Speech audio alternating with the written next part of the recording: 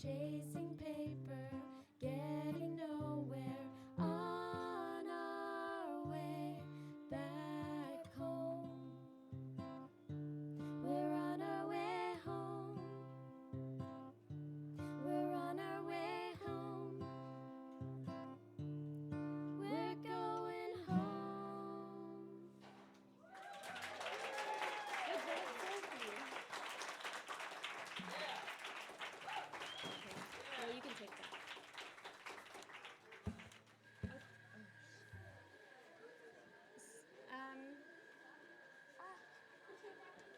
Uh-oh.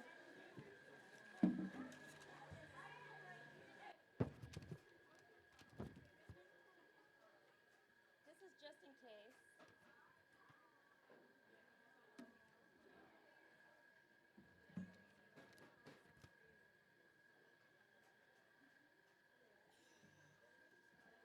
Okay, I'm still nervous. This is a problem. I was hoping that I would not be nervous now by the second song, but I'm apparently still a little nervous. I'm gonna play a song by a local musician, and if you haven't seen him yet, he is freaking amazing. His name is Brian John Appleby. You can look him up. He did a video.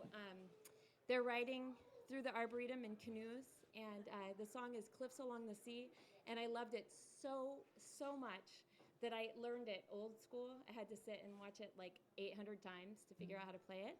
And I want to play it tonight, and I really hope I don't mess it up, because that's not a very nice thing to do to someone. Let's see. Okay.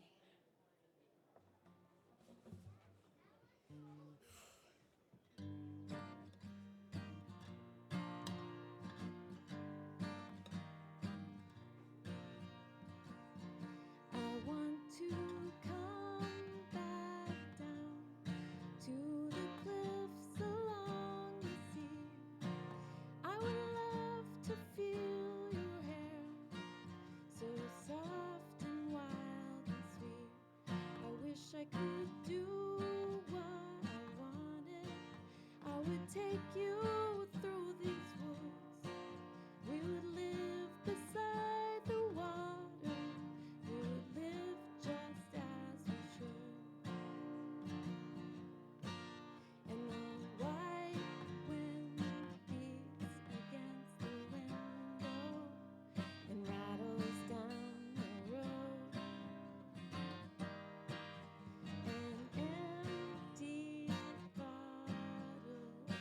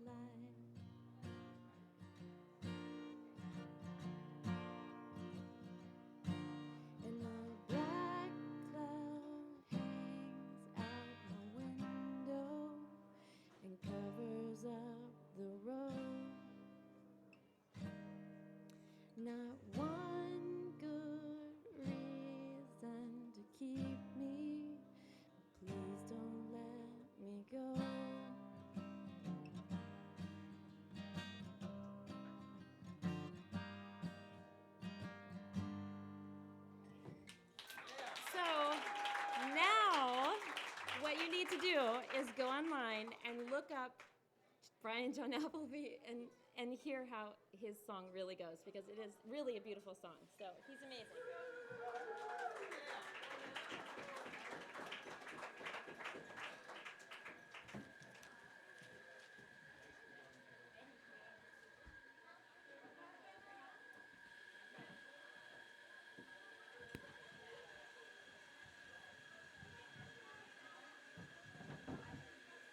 How about another round of applause for Carolyn?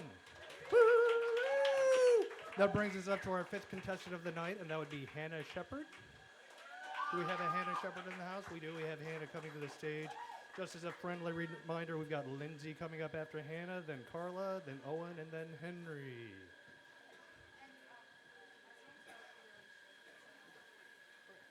Oh, we give you two.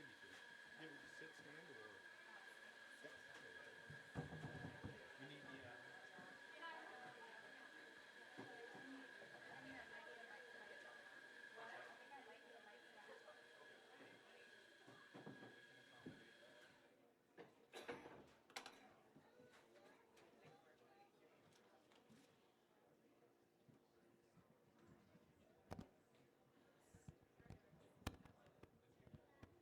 Here, yeah, okay. There you go.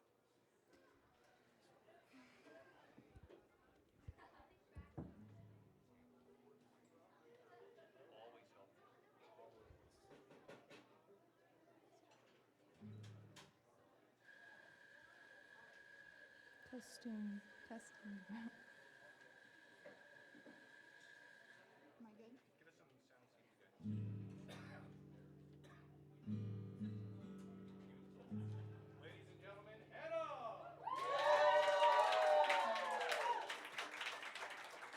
Okay, I'm Hannah, and I'm going to be playing 3 songs tonight, and my first one is called The Way I Am by Ingrid Michaelson.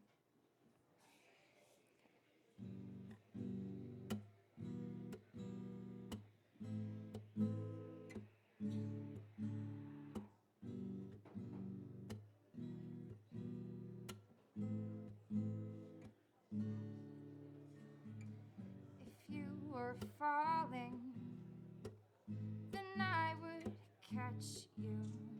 If you need a light, I'd find a match. 'Cause I love the way you say good morning, and you take me the way I am. You say you're chilly.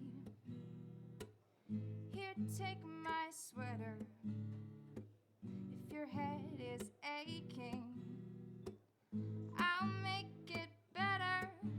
'Cause I love the way you call me baby, and you take me the way I am.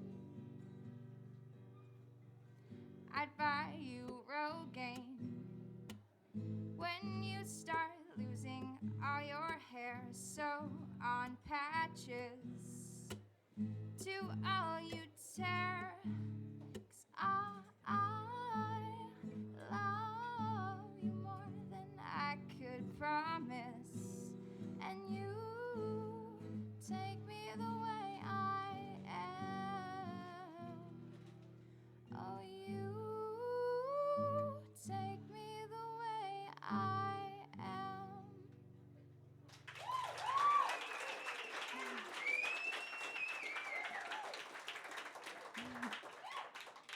Okay, so the next song I'm going to be performing is called Forget You by CeeLo Green. Okay.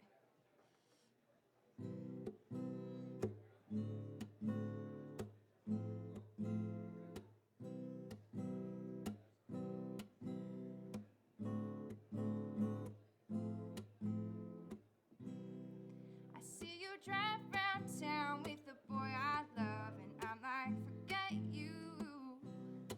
I guess the change in my pocket wasn't enough, so I'm like, forget you and forget her too. I said if I was richer, I'd still be with ya. Ha, no, that's something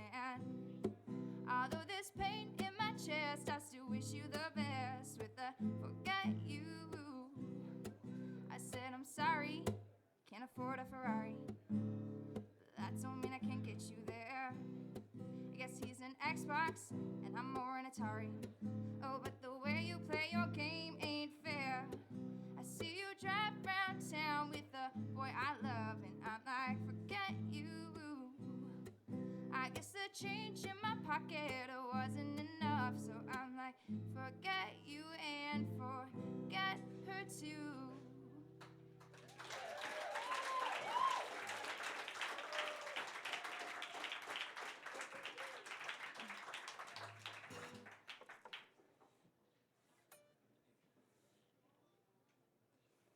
And my final song that I will be singing is called Mine by Taylor Swift. Okay.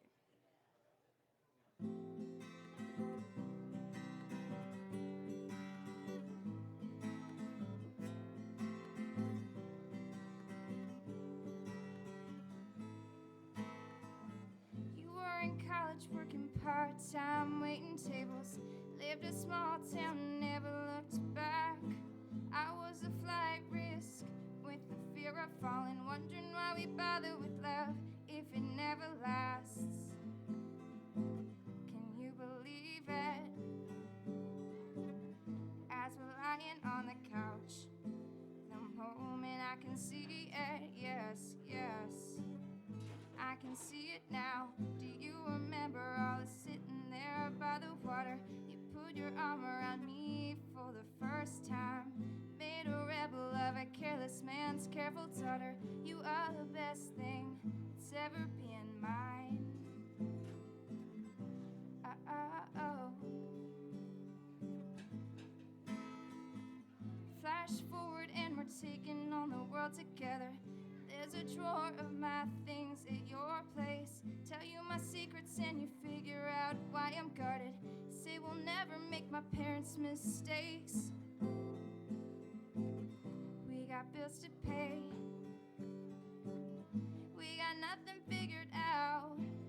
Yeah, when it was hard to take.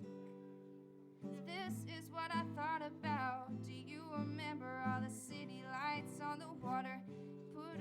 Put your arm around me for the first time, made a rebel of a careless man's careful daughter. You are the best thing that's ever been mine. Oh, that's ever been mine.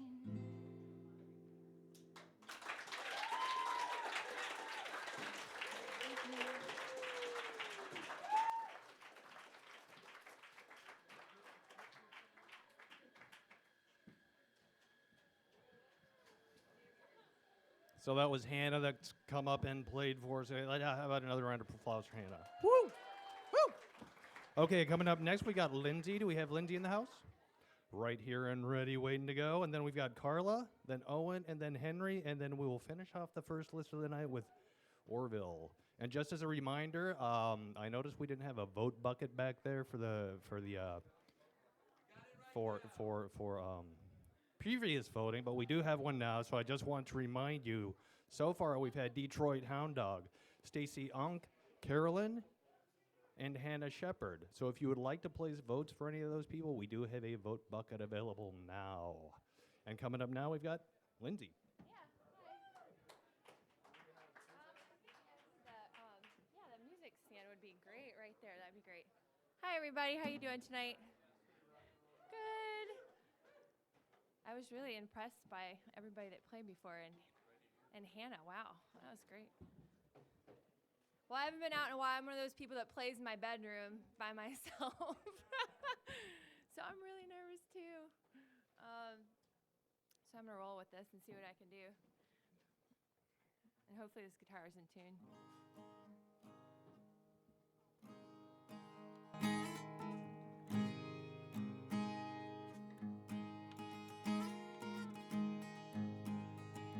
Kind of makes it harder to play when you're kind of shaking. This song is a Patty Griffin tune. I like her. She's cool.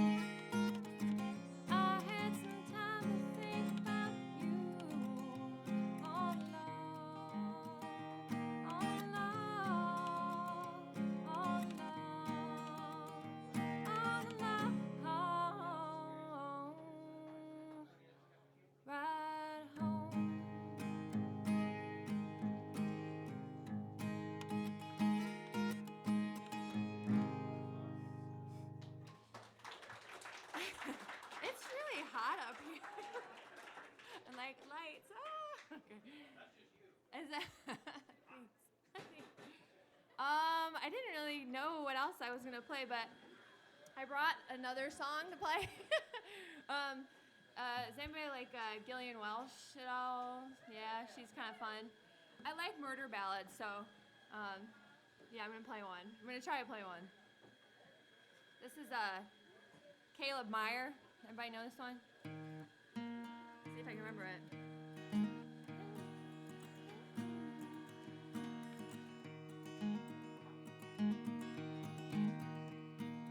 Caleb Meyer lived alone in the Holland Pines, and he made a little whiskey for himself, said it helped to pass the time.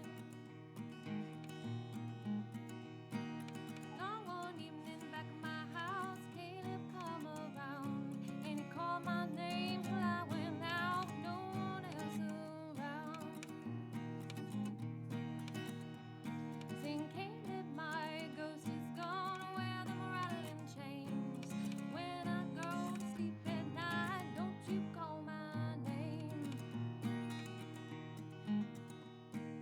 Where's your husband, Nellie Kane? Where's your darling gone? Did he leave you on the mountainside? Did he leave you all alone? Yes, my husband's gone to Bowling Green to do some business there. And Caleb threw that bottle down and grabbed me by my hair. Sing Caleb, my ghost is gone, wear them rattling chains. When I go to sleep at night, don't you call my name. Well, he threw me in the needle bed, across my dress he lay. Then he hid my hands above my head and I began to pray. I cried, my God, I am your child, now send your angels down. I'm feeling with my fingertips the bottleneck I found. I drew that glass across his neck, fine as any blade. Then I felt his blood pour fast and hard around me as I lay. Sing Caleb, my ghost is gone, wear them rattling chains. When I go to sleep at night, don't you call my name. Caleb, my ghost is gone, wear them rattling chains. When I go to sleep at night, don't you call my name.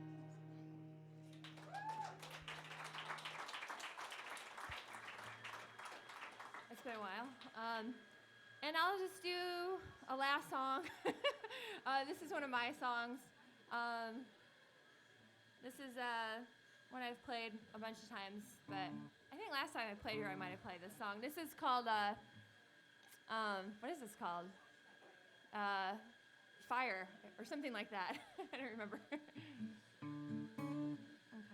let's see.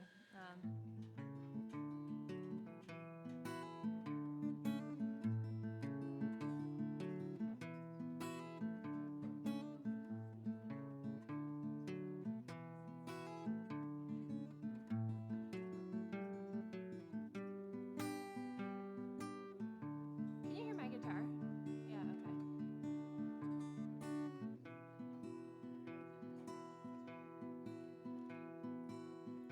Single woman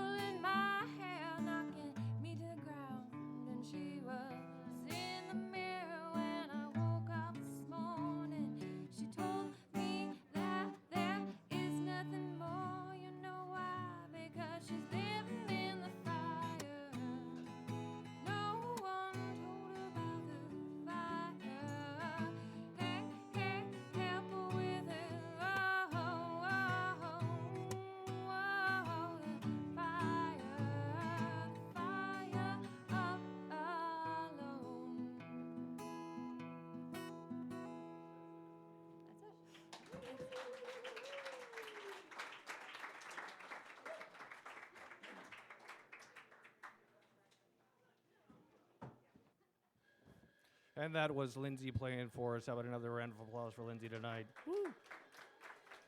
We got Carla coming up next.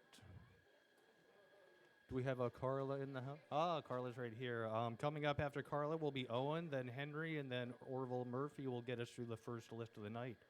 One of three so far.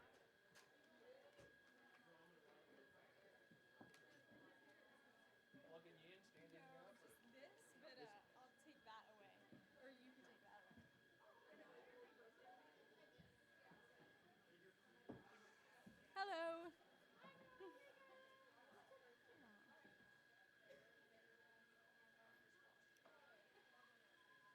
Well, I've never used a microphone, maybe in my whole life. Oh, really? Getting close. Okay.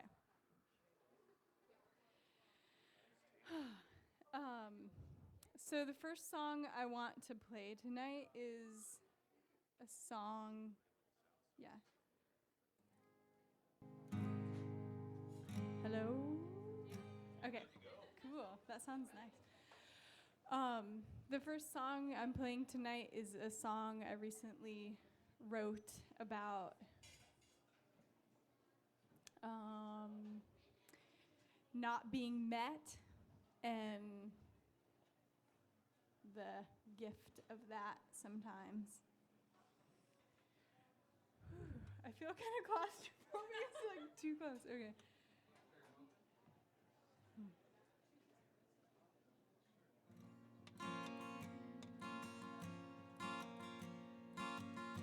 Don't ask me my name if you're not gonna listen.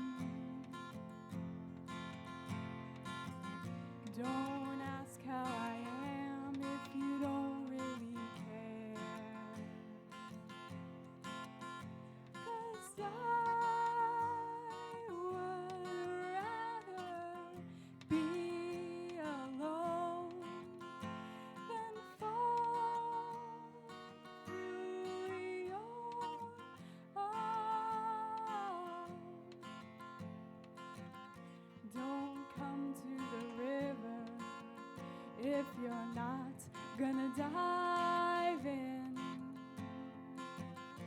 Don't ask for secrets if you're a coward to know.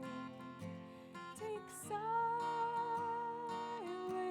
to hear a river roar, and courage to step offshore. You see a white flower, but you don't bend down. You long for sweetness, but you don't touch the ground. Beauty is not the same when looking beyond the pain. Don't offer your words if your hands won't follow. Don't give me your hands if your heart won't go. I'd rather forget the thirst than taste a single drop of water.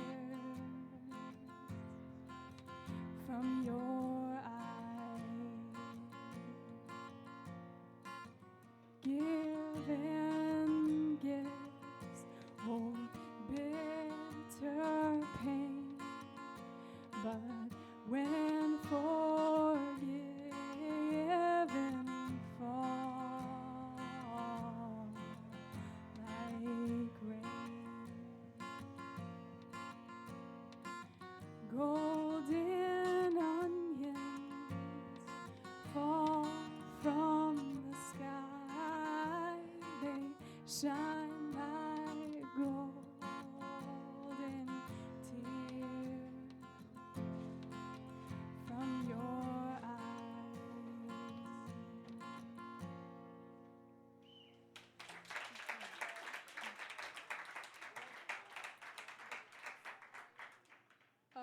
Was that okay with the mic? Did it sound normal? Okay. And this next song is a song that I wrote after my brother passed away, and it's about loving someone and watching them walk down a path that's hard to watch.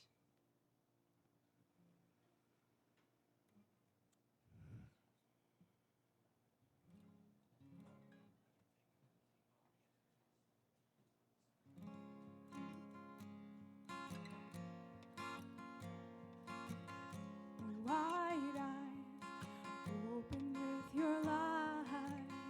You saw truth, you saw lies. Wide eyes, lines dance when you smile. Kept the waters inside when the waters wash away. You say you don't know, but you must follow the pain, the love that's breaking your way. Bare feet feel the earth, smooth rocks and the black dirt. Bare feet feel concrete. Gonna climb a tree when the wind blows away. You say you don't know, but you must follow the pain, the love that's breaking your way. Strong hands try to build a dream not so grand anymore, or as small as it seems. Strong hands lift heavy stones with nothing to show. When the ground crumbles away, you say you don't know, but you must follow the pain, the love that's breaking your way. Freedom gonna rise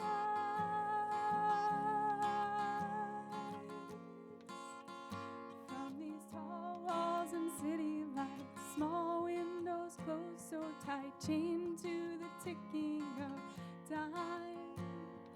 Gray wolf walks the edge, searching by himself, climbs the hill to get high.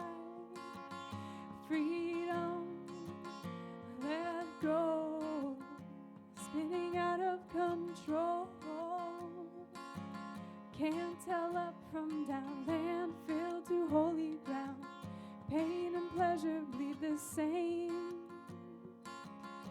If given a choice between a rock and star, what would you say when the fire burns your way? You say you don't know, but you must follow the pain, the love that's breaking your way. And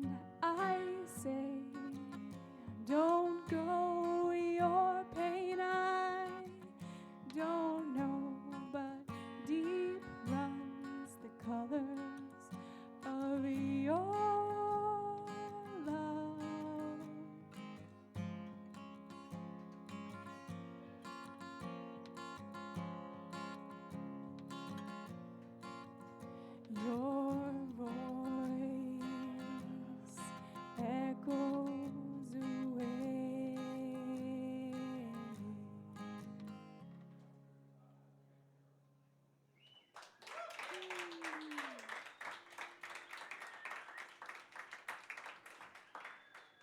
Thank you. And this last song, a friend and I put the words to the music, and it was a warm summer evening.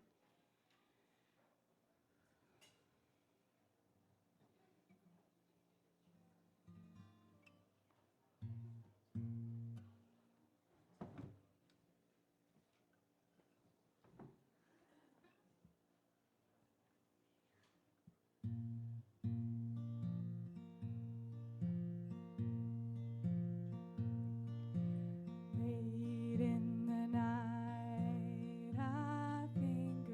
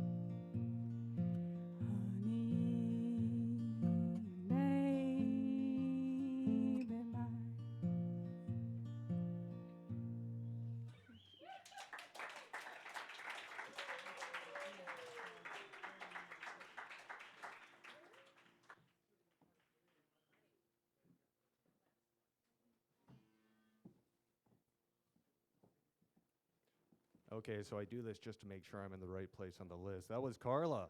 Can we have another round of applause for Carla? Next, we've got Owen coming up. Do we have an Owen in the house? Uh-oh. This is our first glitch of the night. First glitch of the night. Owen? Anybody know Owen? How about Henry? Well, I guess we will just move right along since they aren't here with us. That's going to bring us to Orville. It's going to come up and entertain us a bit.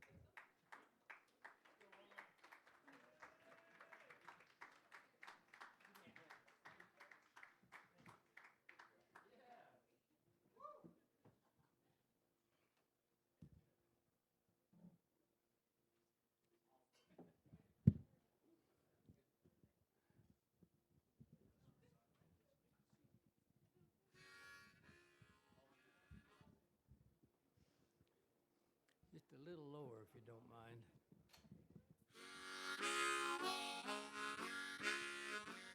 That's about right. Thank you. Yeah.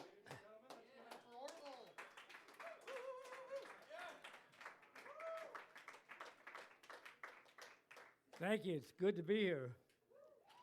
Actually, at my age, it's good to be anywhere. Almost died last summer. The only thing kept me alive was my wife.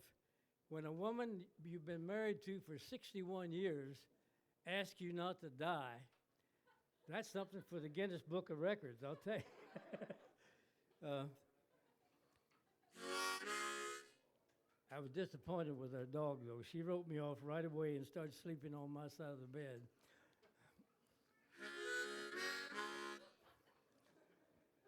This is a song about a man who escaped from the chain gang.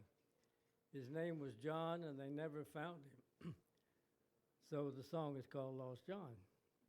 Makes sense, doesn't it?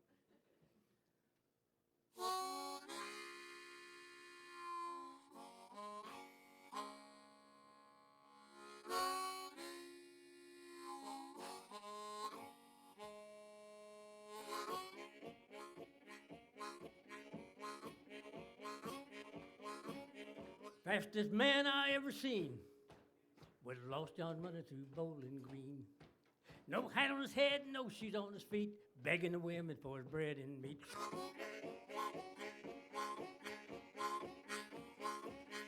Long gone, oh Lordy, he's Lost John. He's long gone, he's bound for Mexico.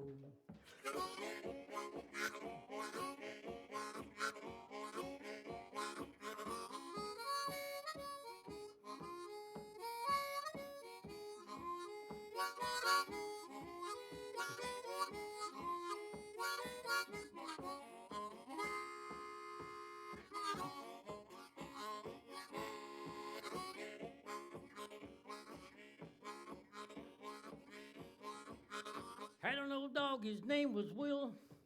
He chased Lost John to the top of the hill. He didn't catch John, and he never will. That old dog is a running still.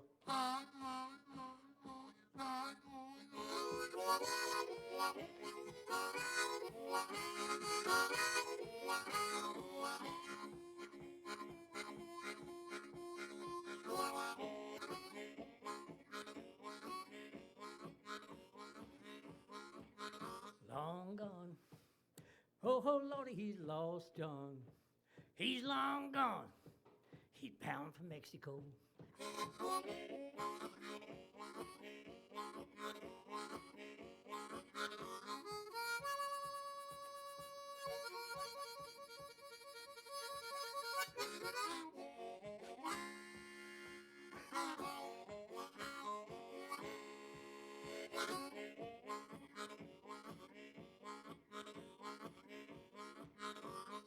Lost John sitting on a railroad track, waiting for the fast train to come back. Train came along just skipping in a flying.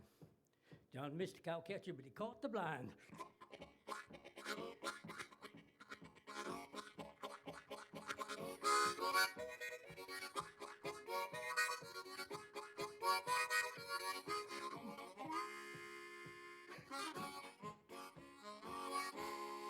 Long gone. Oh Lordy, he's Lost John. He's long gone. He's Mexico.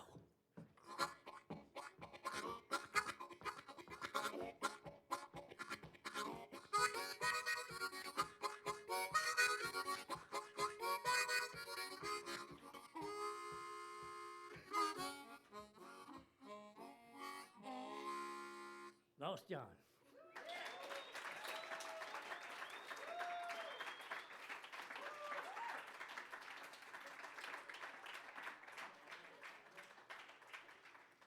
This next song is about a young lady that didn't do a background check on the man she fell in love with. My Uncle Jim always said that's something that every woman should do, and every young man should stand up close to the urinals.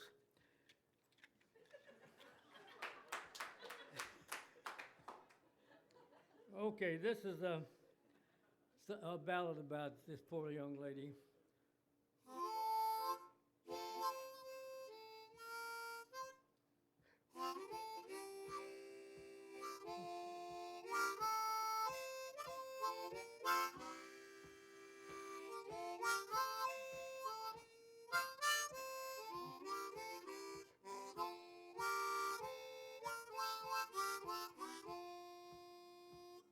Billy Gray rode in the gantry back in '83, and there he met Miss Sarah McCrae.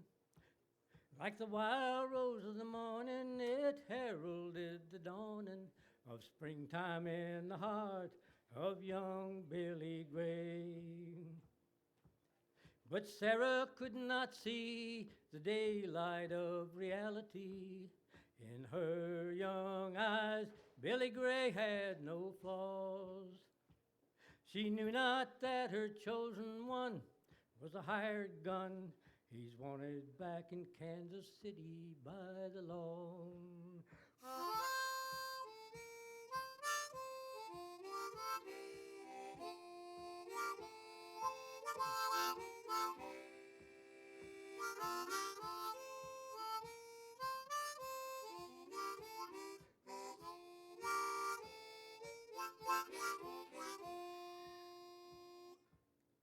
Then one day a tall man came riding through the Badlands, lying just north of New Mexico.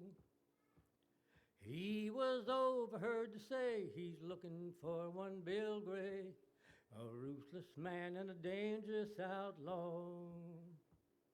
Now the bad news came creeping to Billy, who was sleeping in the old Clarendon Bar and Hotel. He ran to the old church out on the outskirts and climbed up to hide in the old steeple bell. But a rifle ball came flying, face down he lay dying in the dust of the road where he fell. Sarah ran to him, cursing the lawman, accepting no reason as to why he was killed.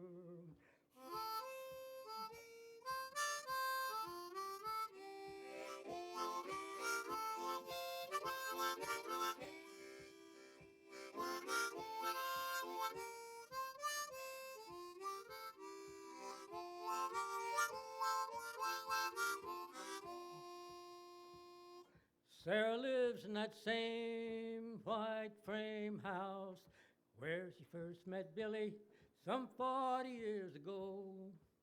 But the wild rose of the morning, it fades at the dawning of another day of sorrow from a long time ago. And written on a tombstone by the winds long blown, 18 words to passerbys do say, true love has no season, no rhyme, nor no reason, but justice is as cold as a cemetery clay. True love has no season, no rhyme, nor no reason, but justice is as cold as a cemetery clay. Billy Gray.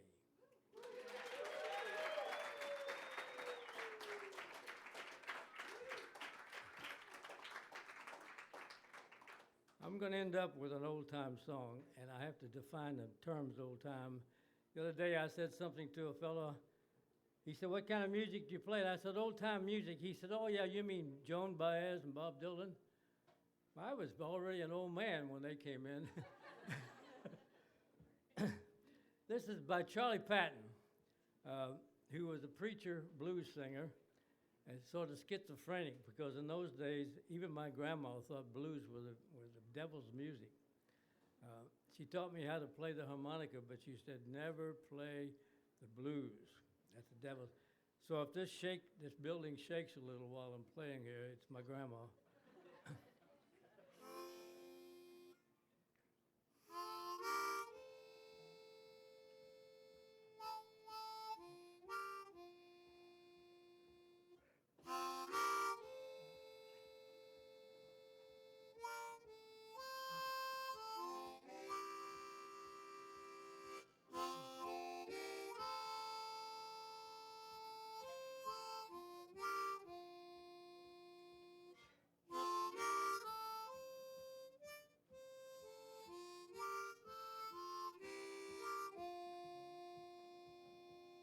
Some these days you're gonna miss your honey. Some these days I'll be going away. Oh, some these days you're gonna miss your honey. You're gonna miss me by my going away. Oh, some these days you're gonna be sorry. Oh, some these days I'll be going away. Oh, some these days you're gonna be sorry. Gonna be sorry by my going away.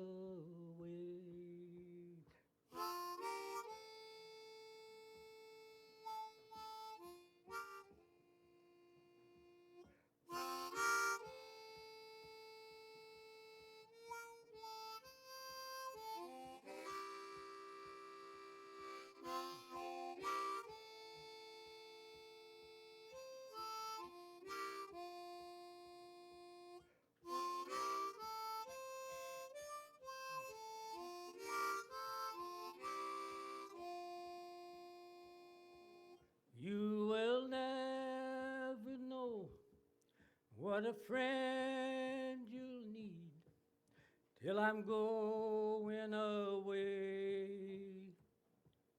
You will miss me, oh my darling. You will miss me by my going away. You will miss me, oh my darling. You will miss me, my sweet dreams, by my going away. My wife said that's an egotistical song. Thank you very much.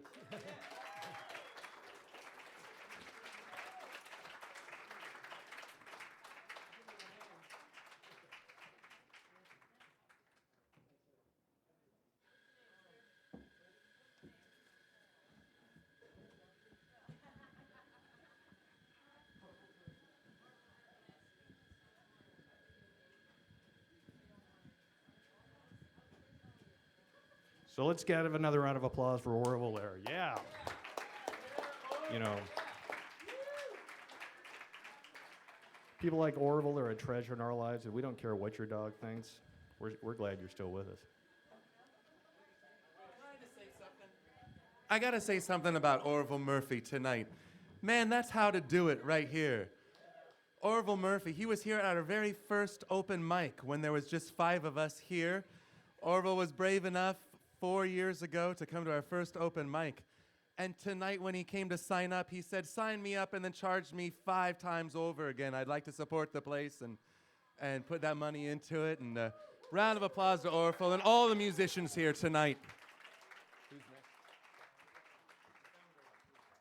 So I haven't seen Henry yet, but we did find Owen.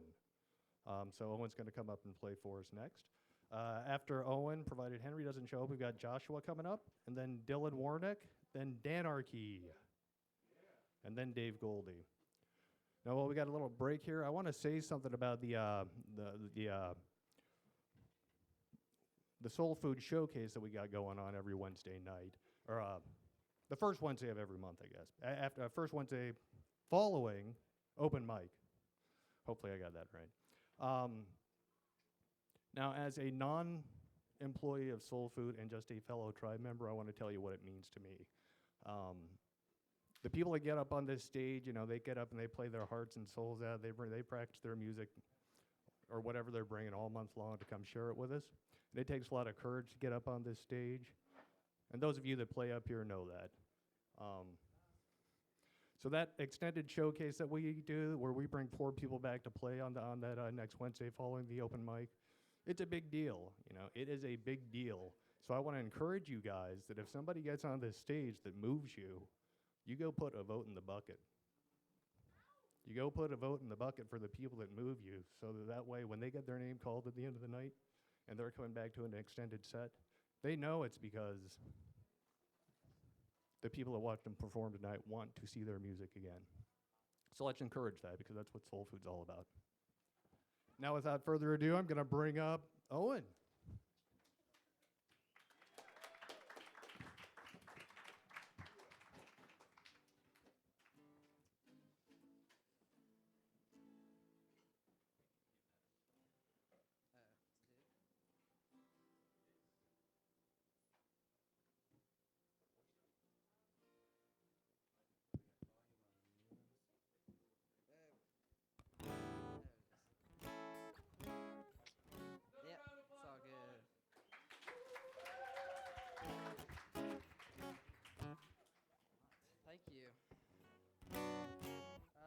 This first song is by a British band called the Libertines.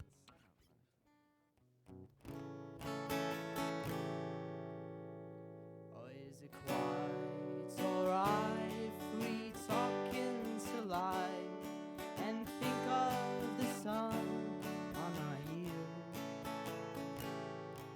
Oh, drive your car to an old Scottish bar filled with Irishmen and their dreams. Yes, it's quite alright if you spend the night and think of old fancy things, but you'll sleep till dawn and the Irishmen are gone and left with them your dreams. You see the stylish kids in the riot who shoveled up like mops every night on fire with this blue trenches with shoes. And I cherish you, my love. The rumors spread nasty disease about sand around the houses with your trousers down the head rug. And I cherish you, my love. I cherish you, my love. Tell me what could you want now you've got it all. This scene is obscene, tell me shit to the boys knows what I know.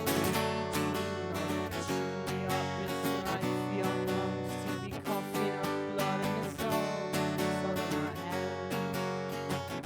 It's all for the war. It's all the sad ships are up and the old stakes are down. This is filling our faces could bring this down, down on my side or sunk in pride.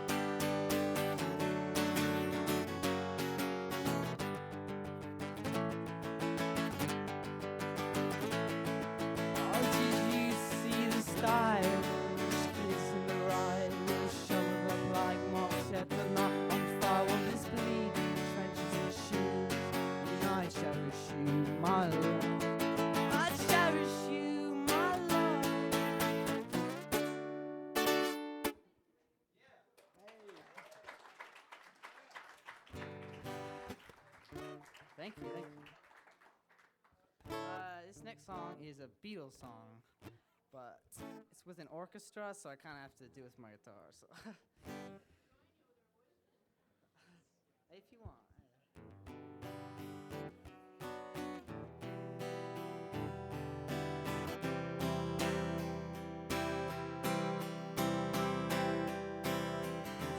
I read the news today, oh boy, about a lucky man who made the grade. And though the news was rather sad, well, I just had to laugh. I saw the photograph. He blew his mind out in the car.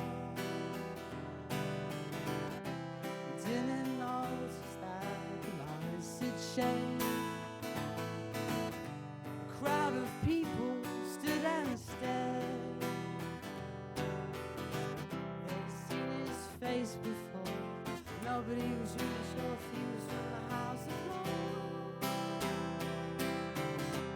I saw a film today, oh boy. The English army had just won the war. A crowd of people turned away. Well, I just had to look. Have you read the book? I love to tell you all.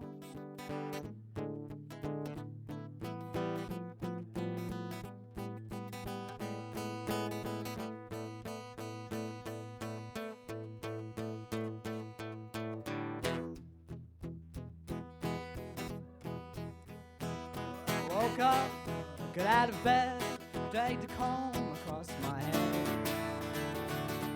Found my way down the stairs and had a cup. Looking up, I noticed I was late. Grabbed my coat and grabbed my hat, made the bus in seconds flat. Made my way upstairs and had a smoke, and someone spoke and I went into a dream.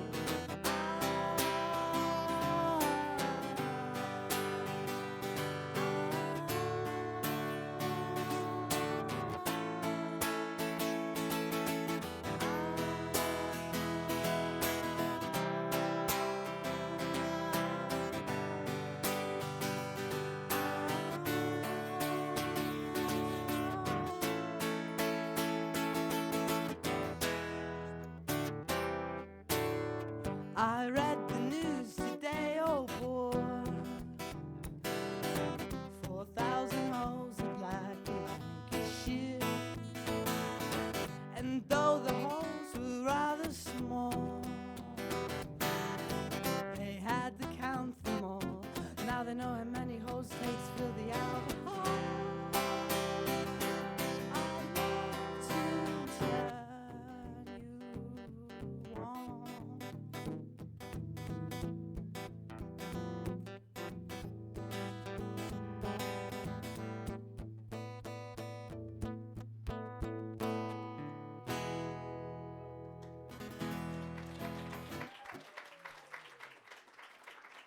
Thank you. All right, it's the last song here. It's called "Don't Look Back into the Sun."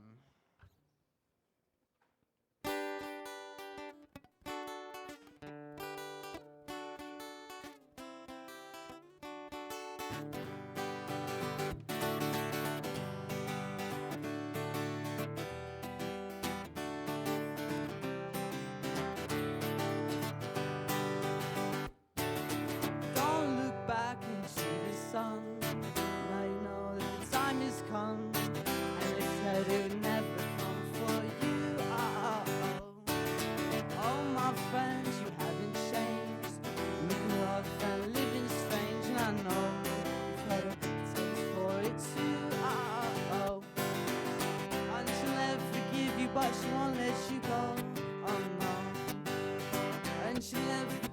but she won't let you go. Oh no.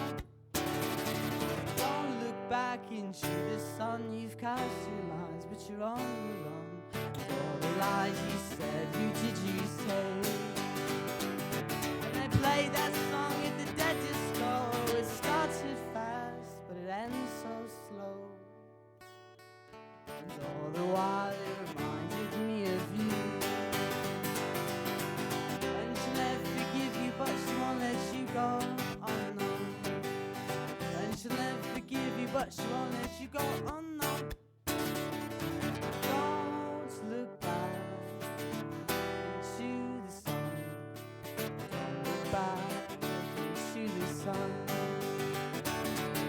Don't look back into the sun. Don't look back into the sun. And she'll never forgive you, but she won't let you go. Oh no. She'll never forgive you, but she won't let you go. Oh no.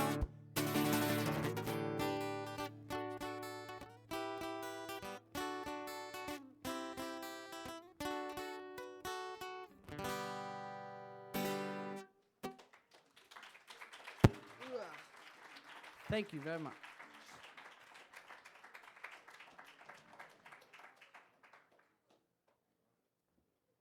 Nicely done, Owen, everybody.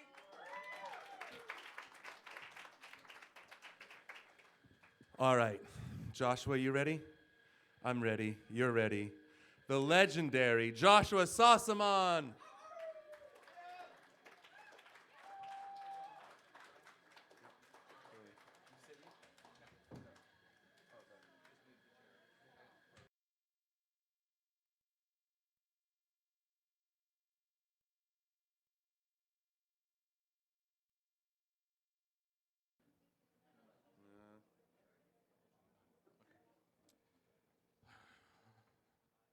Morning, everyone. Okay. Yeah, there we go. Yeah. All right. So I'm going to read a poem for you guys. It's one I just finished writing about a week ago. I've been spending the past 2 months working on it, so it's kind of long, and I hope you enjoy it. Just to give you a little background, back in the 80s, a couple of films were made with two guys named Keanu Reeves and Alex Winter. Those films were Bill and Ted's Excellent Adventure and Bill and Ted's Bogus Journey. They were very fun comedic films, and I just found out not too long ago that they're making a third one. And I was very excited to find that out. So I decided, I just kind of was inspired to write a poem based on the whole Bill and Ted outlook on life, you know? So I call this One Excellent Plan, and I hope you enjoy it. Okay.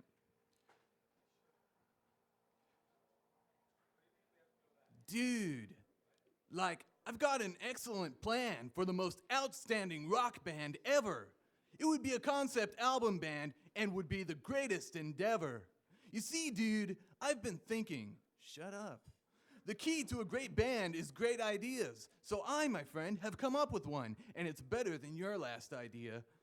Dude, the one with the pool and the gum.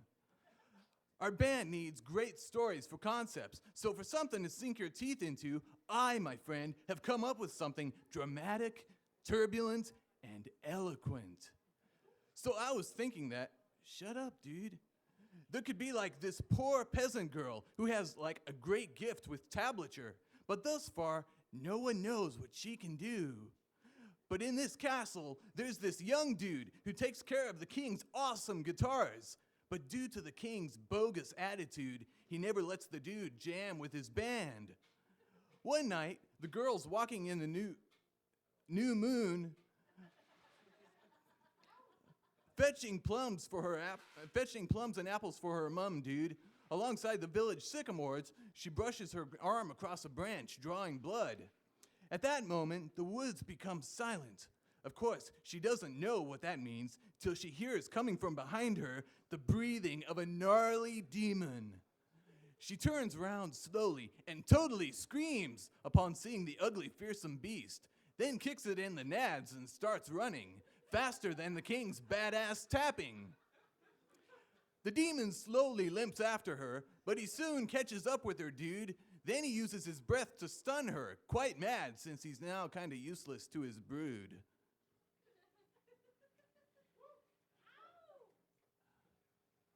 Okay.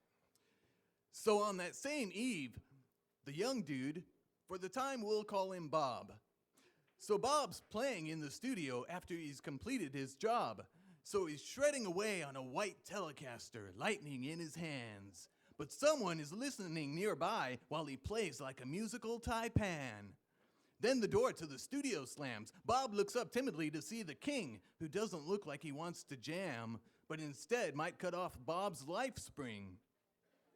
Then the king becomes passive and says, "Dude, you've worked hard for me for many years, and in that time, I've given you access to the most royal hall of guitars.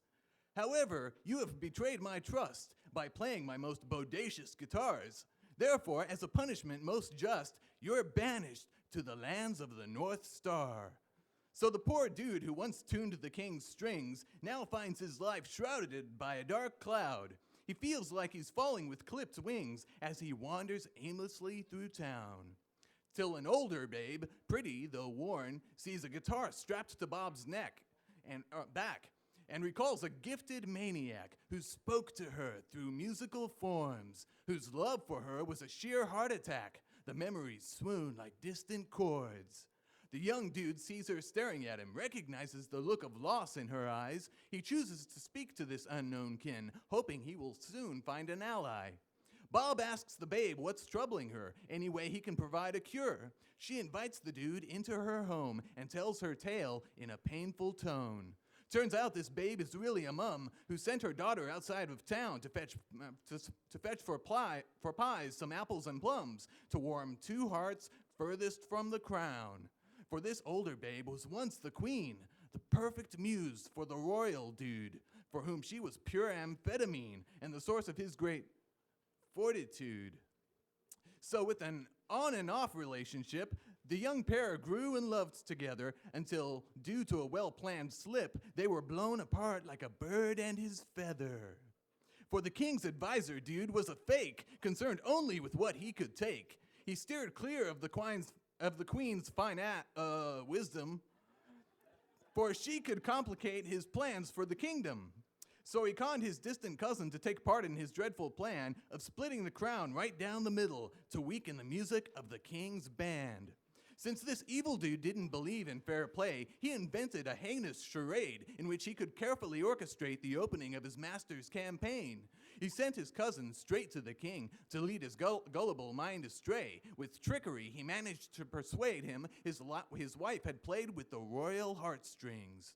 As the king dude felt utterly betrayed, he crumpled, filled with pain and dismay. But he still made sure his queen would pay, so he banished her far, far away. Then, 8 months later, in a small shack, as the king was busy scarfing down chow mein, the ex-queen gave birth to a small brunette babe while screaming louder than a single by anthrax. In the years since, the queen babe had become a worker on a small local farm. Her daughter grew with insight and charm. To those that knew her, she was kind and cheerful. Till this day, many years later, dude, the queen babe sent her daughter to fetch fruit, yet her girl failed to return from her chore, causing mom to fear for the child she adored. So she made her way outside of town, searching every inch of the plum-strewn ground. She finally found what made her shudder, that which made her fear for her child's future. The mark of claws upon the tree, her daughter's basket upon the ground, large paw tracks scattered all around. A demon was the only thing it could be. So she fell to her knees, then cried and prayed for something between hero and miracle to complete the ultimate crusade and remove for her that horrid wave of fear for her child that's curbed her faith. Bob sits speechless, his drink in his hands, as the queen babe sighs and lets the tears fly. He feels his heart begin to expand and patiently waits for her eyes to dry. "Describe," says he, "this daughter of yours." So the queen babe tells that he may see that image of modest beauty for a wise young woman just turned 18. Bob's eyes widen at the sound of this news. He's no longer the dude he was before, for he knows he must face the demonic firestorm and finally put to use his jujitsu.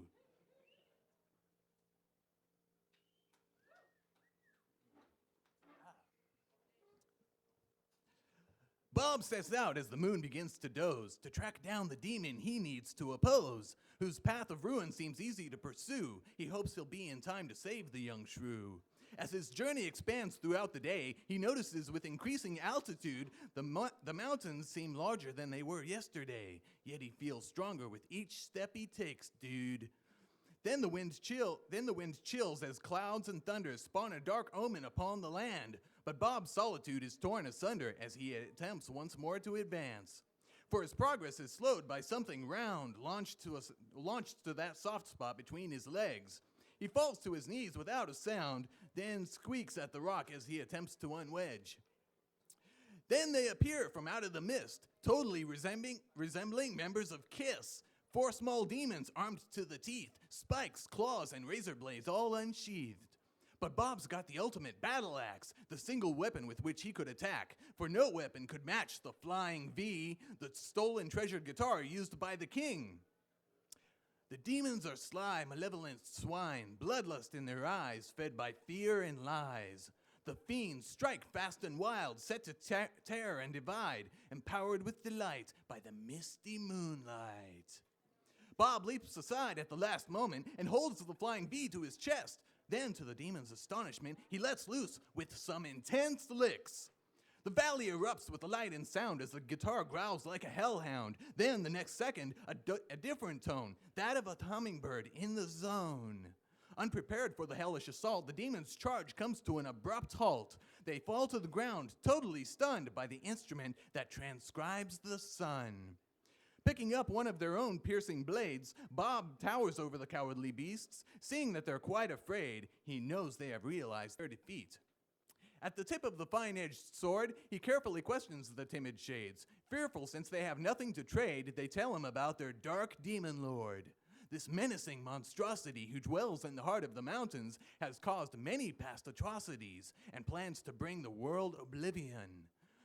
The girl he needs for part of his plan to expel great music from the land, to ensure his triumph over the king, the death of the daughter he would bring.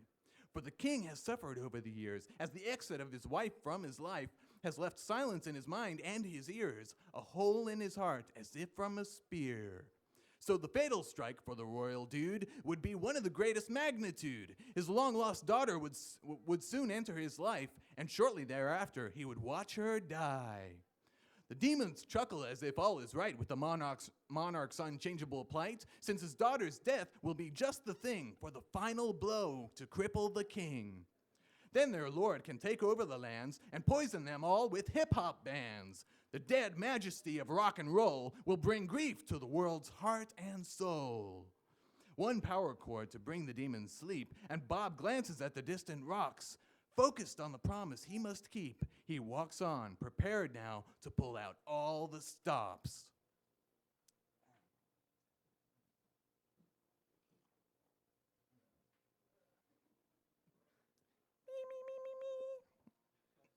Okay. So onward he travels to his fate, till he finds the gaping mountain's mouth. He heads inside with such So onward he travels to his fate, till he finds the gaping mountain's mouth. He heads inside with such stealth that I must quietly narrate, so he can grab the young babe and flee south. So dude, like Bob walks on for miles in the cave, his torch gradually flickering out. He starts to wonder how he's gonna save the queen's daughter when he hears a horrid sound. Rounding a corner, he sees an opening from which the noise is emanating. He stares down into an atrium to find something that makes him feel numb. In the center is a band of 5 jamming away in a hip-hop jive, instruments playing the most basic chords to back up the singer's poorly chosen words. The girl singing those horrendous lines, a demonic diva with inhuman style, walks about dancing, mad as can be. It's all Bob can do not to scream. Yet he notices movement near the wall where there sits a lovely seraph babe. Barely noticeable, she seems small, yet holds her head high in the heart of the cave. Her hair is like a chocolate waterfall, her brown eyes like leaves in the fall. Watching her, Bob finds himself enthralled. He's drenched by her beauty like a heavy rainfall. Physically, she's perfect, if not tall, from her lovely face to her fine bare feet. And all of her other things were, fine. But Bob knows he has no more time to stall. Ignoring the pain to his sharp ears, he sneaks his way, quiet as can be, to avoid detection, yet with some small fear, since they won't be inviting him for tea. He scuttles across the wall like a rogue, feeling destined not to touch the earth. Wearing the flying V as a cloak, he soon reaches that for which he has searched. The babe gasps out loud at the sight of Bob, forgetting about her current job, that of transcribing the hip-hop music, engulfing her, making her feel quite sick. Turns out the girl's name is Melanie, who, during her dreadful captivity, made a most bogus discovery of the Demon Lord's duplicity. His plan is to fake the young babe's death, causing the keen's fortitude to jet. Then he'll destroy the greatest music and enslave the world with little conflict. But what the demon dude doesn't know is that the king doesn't have a clue he has a daughter already grown with the purest soul, white as snow. So, after some very brief intros, Bob finally manages to recover, unaware he's about to discover what happens when the music is over. The band falls silent as a shadow falls upon the previously bright hall. Tremor of darkness, distinguishing light, causing dude and dudette to shiver in fright. Then a vicious voice pours from the gloom, a portent of the approaching doom. Thus it does roar into the cold air, giving the couple a most heinous scare. Fee-fi-fo food. I smell the blood of a creative dude. It's been some time since I've had anyone to eat, and for a light snack, I'm definitely in the mood. And since I'm conquering the world, I deserve a treat. The hip-hop band suddenly disappears as the Demon Lord's speech is quite clear, causing Bob's mind to split into hemispheres, Melanie's voice barely reaching his ears. She yells, "Play your guitar, you fool!" With assistance from a hard shin kick, Bob grabs the V and looks deep down into his gene pool, then summons the power of awesome licks. He begins with a low, steady hum, taking it easy, taking it slow. He pours his soul into the medium, and its hidden power begins to show. As Bob's speed develops his modus, the music's strength continues to grow. He brings forth sounds of pure angel dust, and the demon dude lets out a loud groan. Grateful he's not doing this while stoned, Bob closes the distance to the end zone. He lets loose with an electrical rush, filling the hall with an unheard of stimulus. The Demon Lord howls and falls to the ground as Bob ends his badass delirium. Atrium now empty of all sound, the young pair stand still, feeling quite numb. So, the Demon Lord's not quite dead, dude. But through observation, they conclude Professor Plum did it in the main hall using the full can of aerosol. No, not really, dude. But he is out cold. Bob wants to make that state permanent, but wishing to escape imprisonment, Melanie says they should leave that hellhole.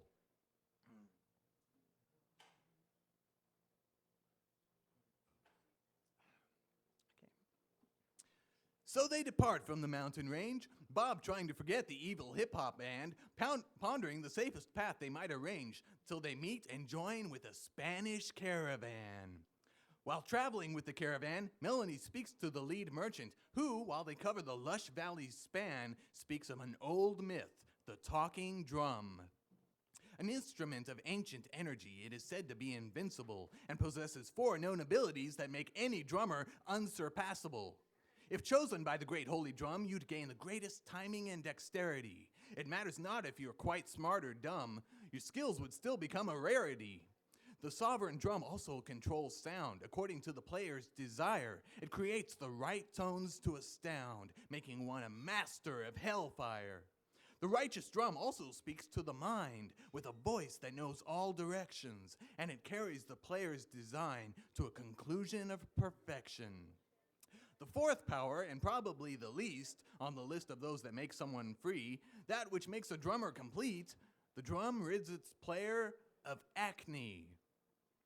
The merchant pauses and gives a smile as the wind picks up its unfriendly pace. The clouds pour upon each and every face as they cover the vast forward miles. Yes, says the knowledgeable sales dude. The great jewel I must not exclude, for there's reason I speak of this to you, and I promise that it's all quite true. See, the talking drum has been discovered and rests here within this caravan. I hope to unite it with another that will bring awesome music to the lands.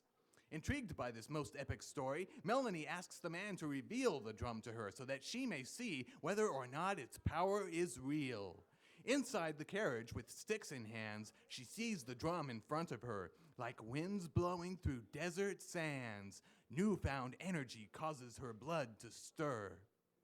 Seconds later, she's hammering away in a vicious combination of sounds. Not ever having learned how to play, she can now produce fills most profound.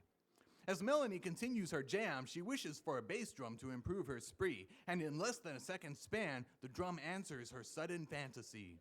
A pedal appears at the drum's base. Without a second's hesitation, she settles her foot and quickens her pace, swimming in the acceleration. Then, in response to another desire, 3 limbs grow from the drum's chassis, ending in cymbals imbued with fire, arming the girl with a ride and 2 crashes. Time comes to a standstill for Melanie. The value of meaning is forgotten. There is no longer any purpose between honesty and trickery. And the forest once more knows silence.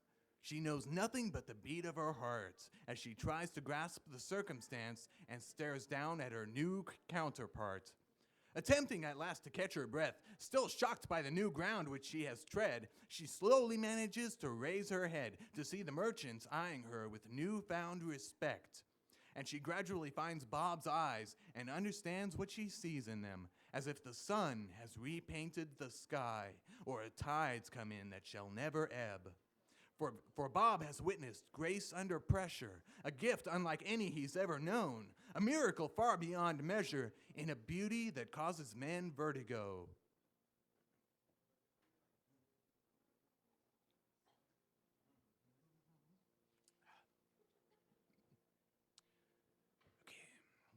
After that brief optical interlude, the riders on the storm remain steadfast, and as such, they soon reach town, dude, where family unites despite the overcast. After multiple hugs and kisses, some of which Bob just can't resist, reunion is marred by a dark mist, followed shortly by howls and hisses. For the Demon Lord's army of demons has traced them straight back to the village. Then appears the local pub's seamen, having filled up on tasty beverages. Lacking good sense due to being drunk, they decide to fight the monstrous horde, then soon are convinced that they should run, like cavemen fleeing from a dinosaur. Like mice, they all run to the castle, and most make it without much hassle, except for the slow and stupid ones, a sign of events under the scattered sun. Driven into the royal courtyard in the remaining available light, they longed for the now fading day star, while waiting for the demonic blight. Then it appears, the evil bane of rock, that lowly demon dude of bad taste. Bob and Melanie quickly take stock, desperate to find a way out with haste. For the villagers are all quite spent, barely able to run, much less fight. Yet all the king's horses and most of the king's men have chosen wisely to dash in fright.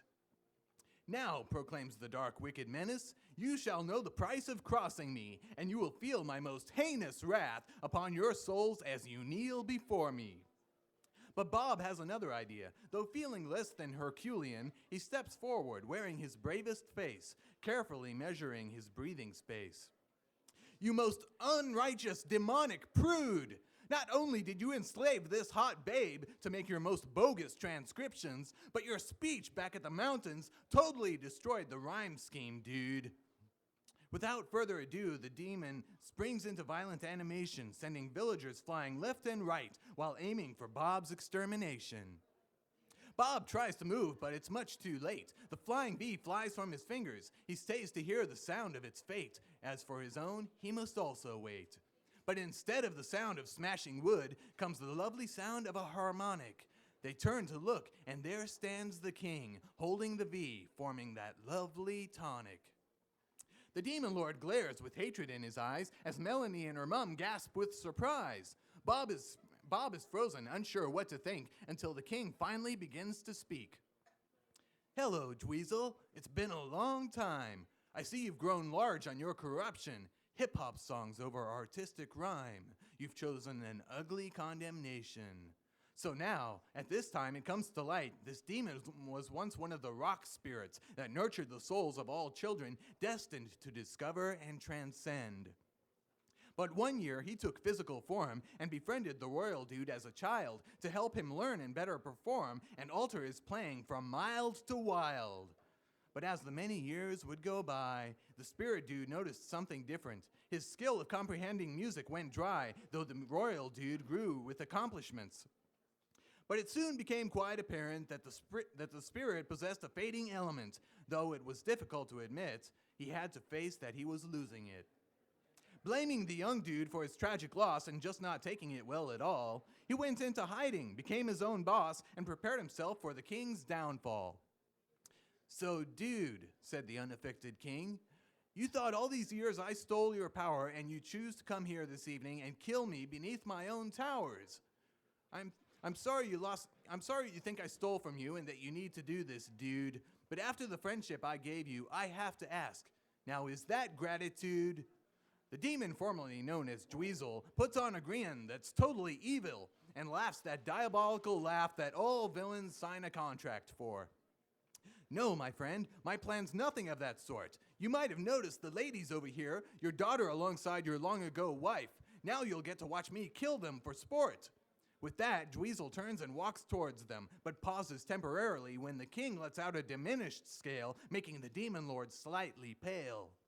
"Nice try," he says through his depraved smile, "but now I have sonic nullifiers, so for your music to do me real harm, seems you'll have to go the extra mile." After whispering to two roadies, the king continues to pour it on, noting that while he keeps it steady, Dweezil looks ill, but somehow walks on. With the demon lord approaching, Bob's not sure how he can protect the babes, till a roadie arrives offering the perfect gift that'll make his day. For in his hands, Bob holds a bass guitar? Something he has no experience with, but it happens to be a Rickenbacker, so it should make an excellent scythe. While he's testing its growl for the first time, Bob hears a low rhythmic rumble. The sound gradually begins to climb, nearly causing Dweezil to stumble. Then Melanie enters the scene with a crash, creating her own constellation. At that point, feeling extremely brash, they enter a state of awesomation. Impressed by Melanie and her talking drum, Bob and the king stretched their playing styles, sounding better than they had at the start, each one playing closer to the heart. Hands frantic upon drums and fretboards, they build a frenzy of musical lust and prove rock and roll is superior as they pierce the veil of its nucleus. Then, as a roadie gives the thumbs up, the king signals to Bob and Melanie to bring their song to a rolling halt as he prepares for the final assault. Unable to resist this last chance, the demon lord begins to advance. Determined this time to kill the king, he doesn't foresee that for which he's asking. For the king points the V at an amp placed between the sun and moon towers, feedback turning it into a battering ram, and only inches away from the king, Dweezil is stopped by the badass power. And with a single click of a pedal, the king shifts the volume to 11. The elevation curls everyone's toes as the demon dude suddenly screams, and seconds later, his head explodes. Yeah. After the battle is done, there's quite a bit of cleanup to do in the streets, resembling the Twilight Zone. The damage is most obvious, dude. During the battle of musical limbo, the grounds surrounding the castle were littered with demons, snakes, and arrows, and the occasional unknown soldier. The king totally has his work cut out, not only restoring everyone's homes, he gives each citizen their own metronome. In gratitude, they all have a cookout. But the king has things to make up for since he now has a family to heal, a brave young dude who deserves much more, and regrets he can no longer conceal. Impressed with Bob's natural talent to perform well on very different strings, the king teaches him the secret touch to play without limitation on those strings. Once the peaceable kingdom is restored, Bob and Melanie start playing together, and not just in the musical way. So after much snarling and teething, the parents finally decide Bob can stay. So this story of parallels ends. The finding of family, love, and their place. From this point on, all learn to embrace a new life among a feast of friends. So, that's my idea, dude. So, what do you think? Thanks. Thank you.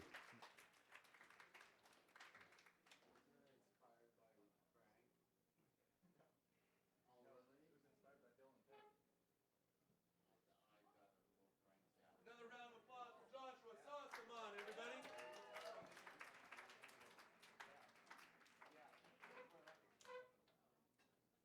All right, let's bring up next. Dylan, are you out there? On deck next, or up next is Dylan, and then on deck is Danarchy. Danarchy. Yeah. Dylan, you need a guitar?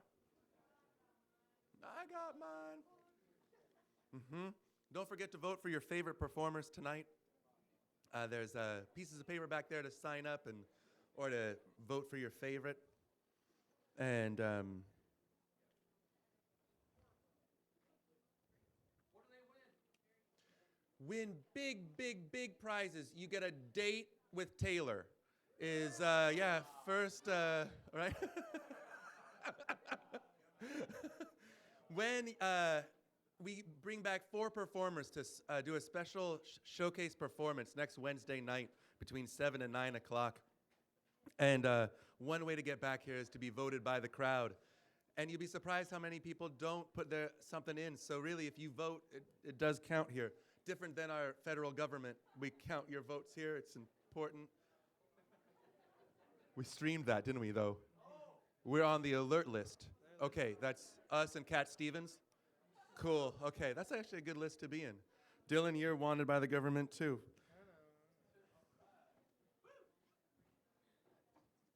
Plug your mic. What's that?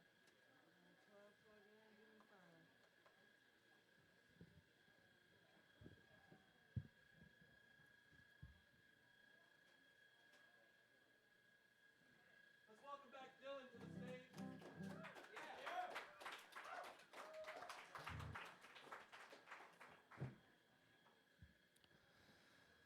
So, I've finally raised up enough money to get CDs from my first album I made a few months ago.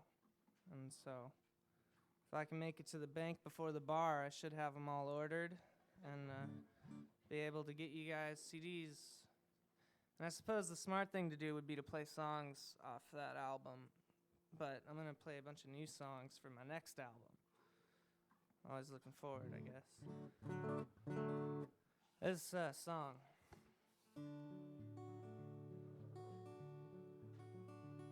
Saw the face of my heart in a lit cigarette.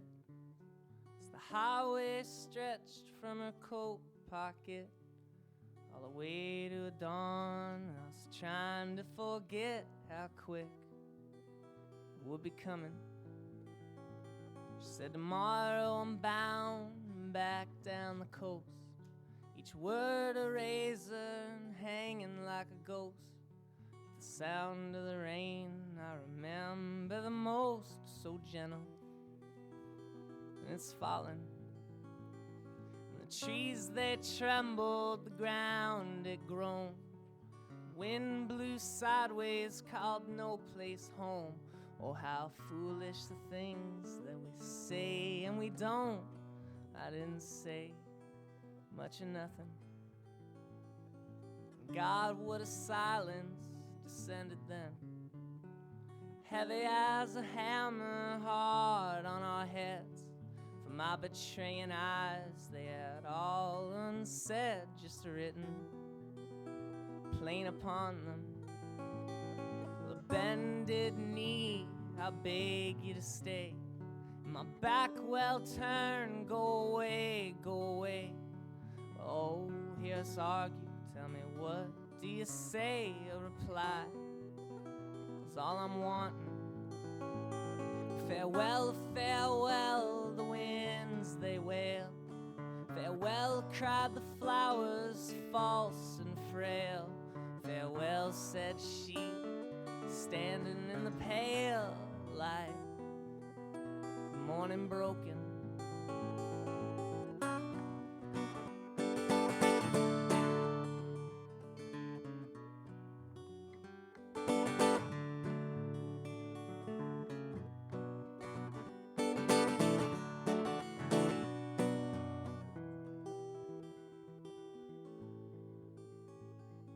Well, yes, she left me a song. Now the days run swift and the nights that are long, where the stars in the sky, they fall one by one, and I've only one thing to wish on.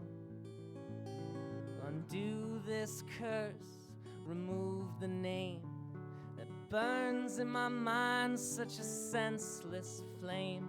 Oh, these halls of longing are too dark to explain. Please leave me to my lonesome.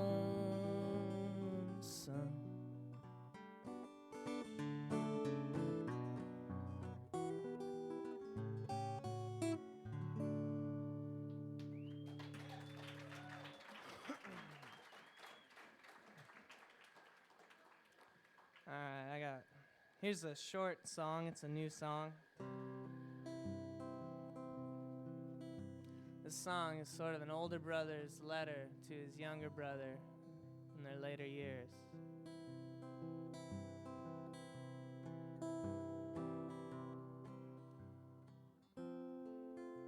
If you're going down to Dallas,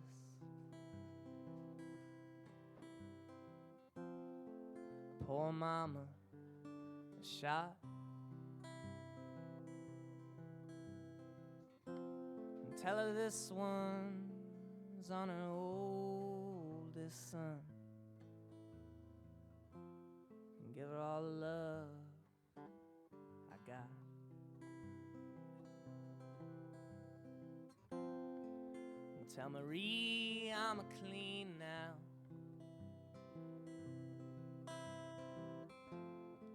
Just like a warm summer rain. And tell her I'm back on track. Drive around a big old Cadillac. And spend each night saying a name.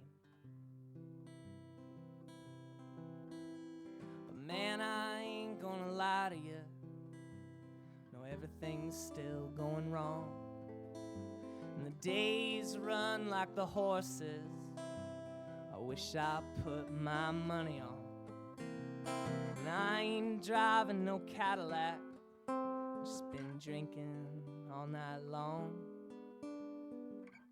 wondering where the time is gone.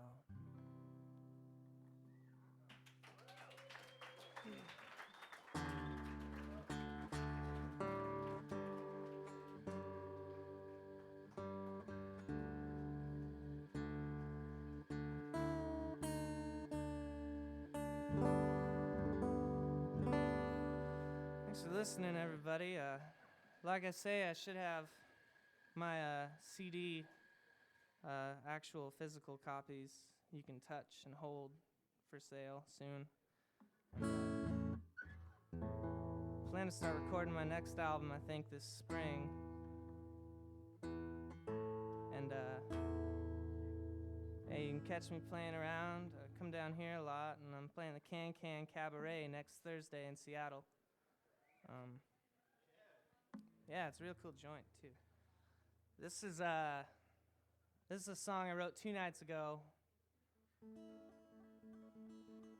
and I'd like to play it for you.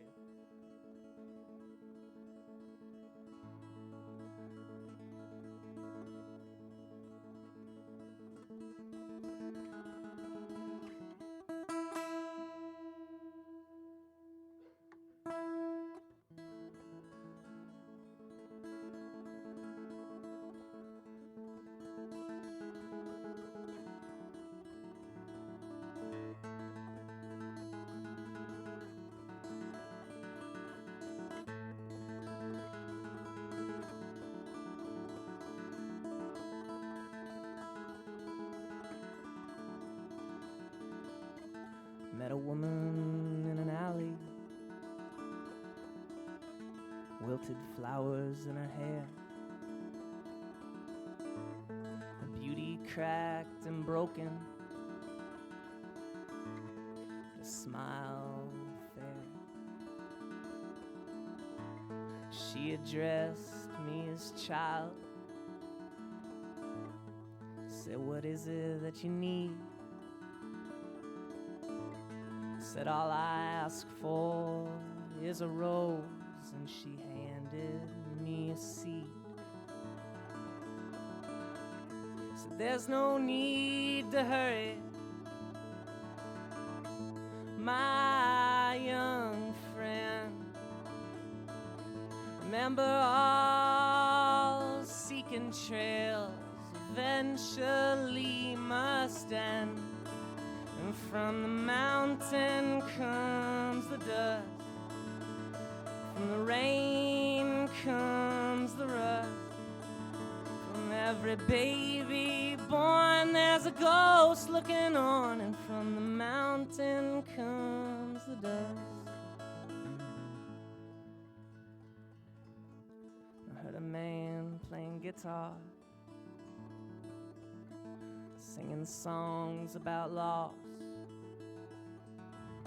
the hammer hidden in every line, though delivered delicate and soft. And I just stood there hypnotized, transfixed by the sound. And all around me people passed by, but I was nailed to the ground. And on my face he saw a question. How he did, I don't know, but he sang the answer loud. It's not about what you have, but what you've let go. And from the mountain comes the dust, from the rain comes the rust. For every baby born there's a ghost to mourn, and from the mountain comes the dust.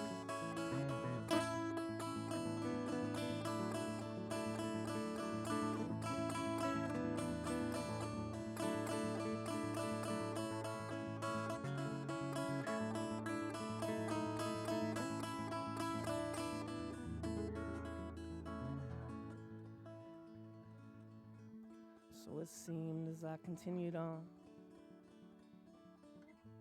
everything as it was appeared. All the stars, they were broken glass,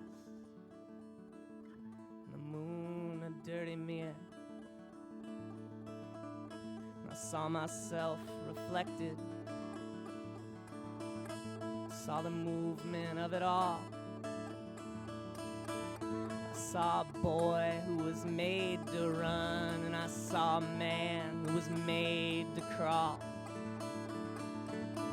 Saw the war medals of my grandfather, saw my mother's dinner plates,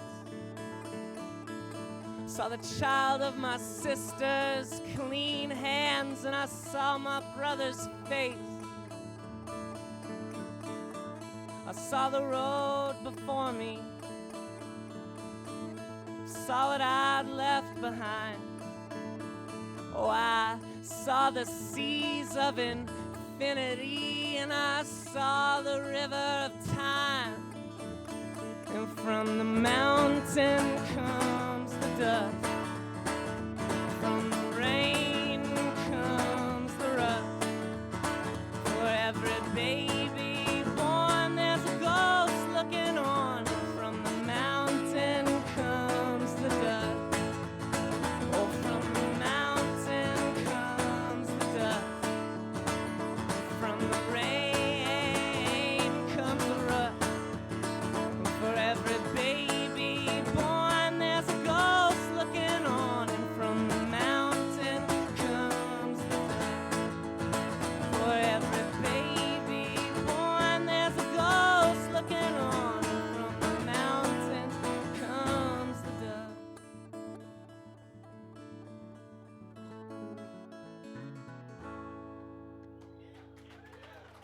Thanks, everybody.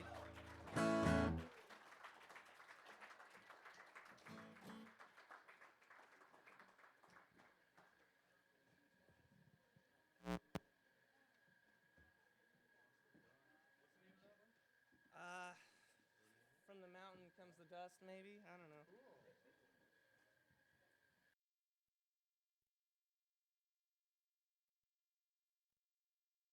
So he tells me that's called From the Mountains Come the Dust. He didn't look like he's too sure that's what he's going to name it yet, but hey, I'll tell you what, I heard him play that song last night, and I thought, oh, that hits me right there. What about you? What about you? How about a round of applause for Dylan? And on that note, I just got to put in a shameless plug here. You know, this open mic just draws in the kind of talent that, wow, it's rare. It's rare to see a night like this happening month in, month out, anywhere, and it's a privilege to watch you guys get up here on stage and play. And I'm sure everybody out there feels the same way. So next we're going to bring up Danarchy. Now that's a name worth waiting for.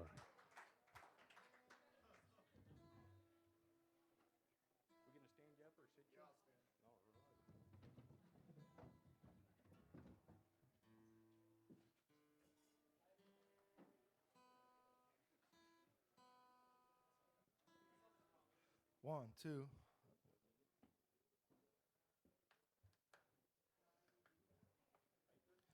Yeah, that's good.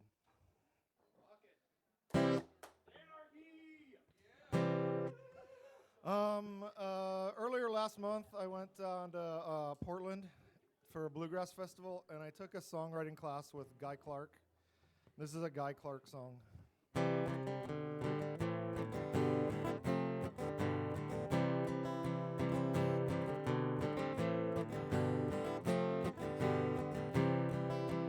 8 years old with a flour sack cape tied all around his neck. And he climbed up on the garage, figuring what the heck.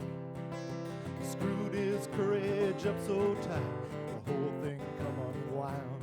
He got a running start and bless his heart, he headed for the ground. 'Cause he's one of those that knows that life is just a leap of faith. So spread your arms and hold your breath, and always trust your cape.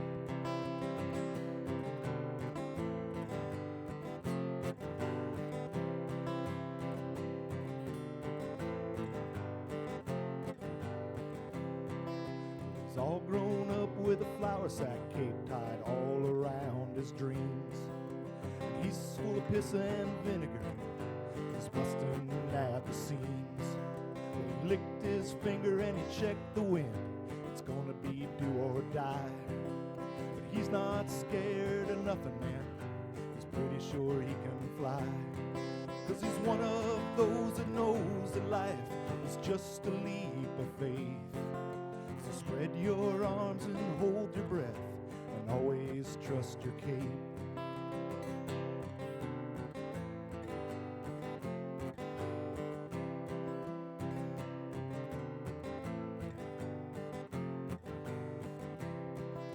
He's old and gray with a flour sack cape tied all around his head.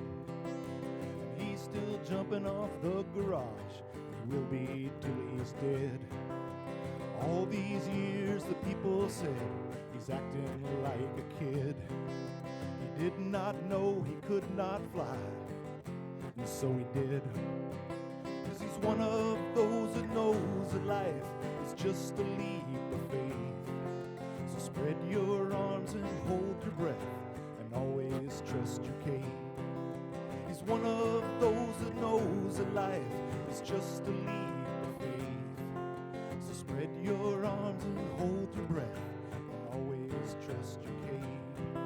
So spread your arms and hold your breath, and always trust your cape.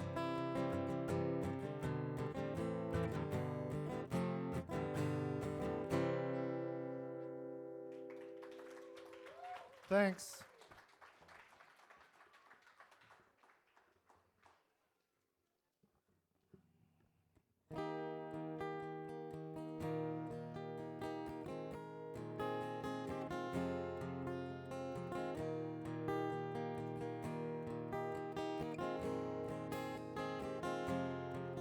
There's a Greyhound bus leaving the great Northwest. It's taking her tonight back down south to Texas. She's been dancing on tables to pay rent and be able to just get by, maybe stay clean. Abilene, Abilene,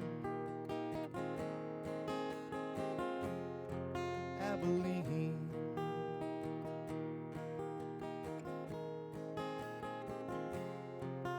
Now her daddy'd get drunk,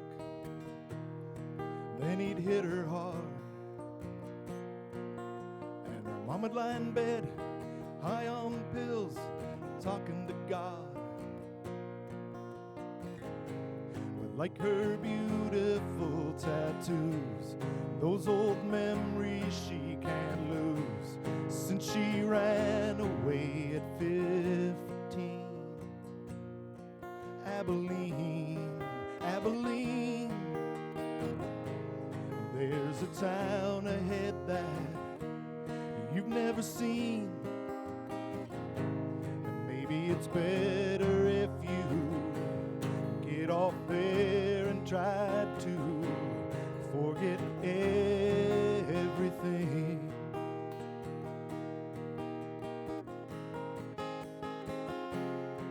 Abilene.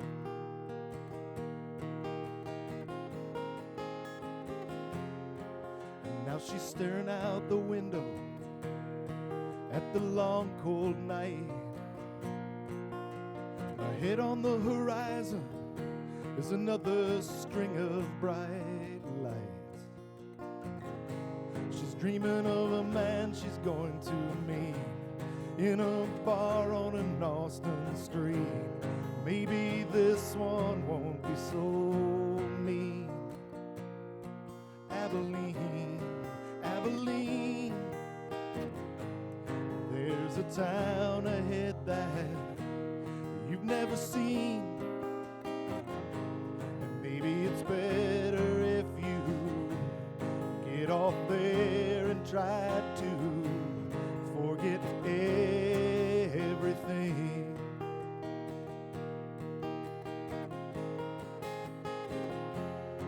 Abilene.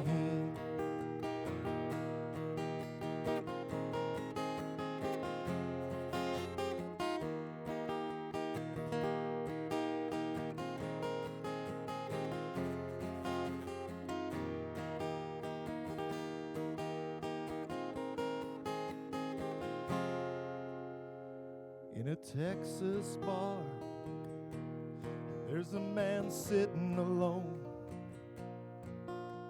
He's thinking of a girl he swore he'd wait there for. But he's drinking beers and he's feeling old, remembering every lie he's told, till he changes his mind and he leaves. Abilene, Abilene, there's a town ahead that you've never seen, and maybe it's better if you get off there and try to forget everything.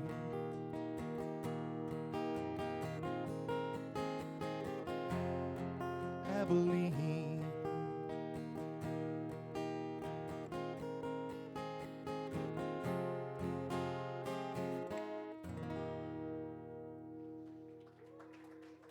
Thanks.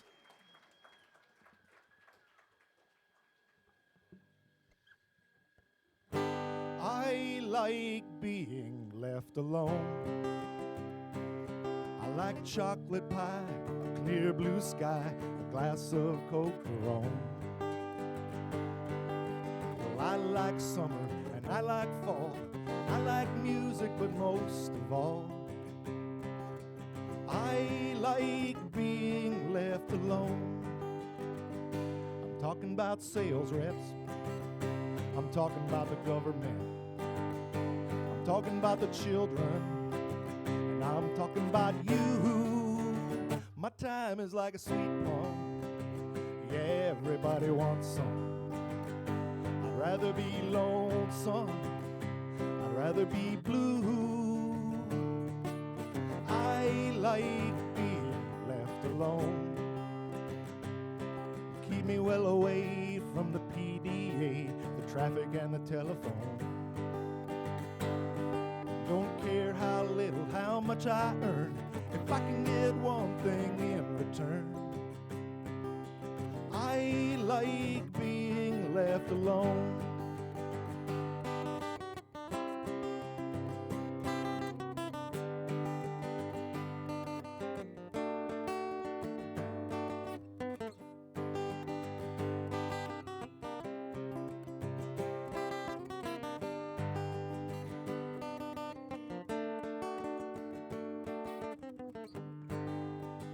What's the use to sit and hold hands?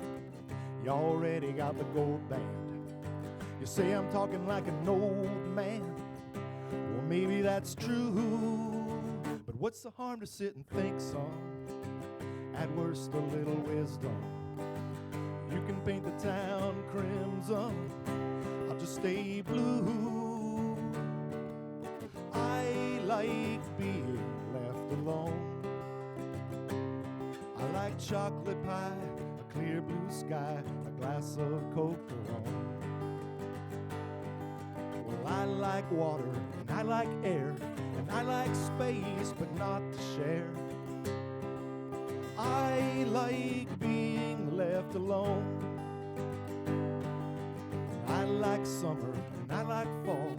I like music, but most of all, I like being left alone. Thank you. I'm Dan Arkey. Hope you enjoyed it.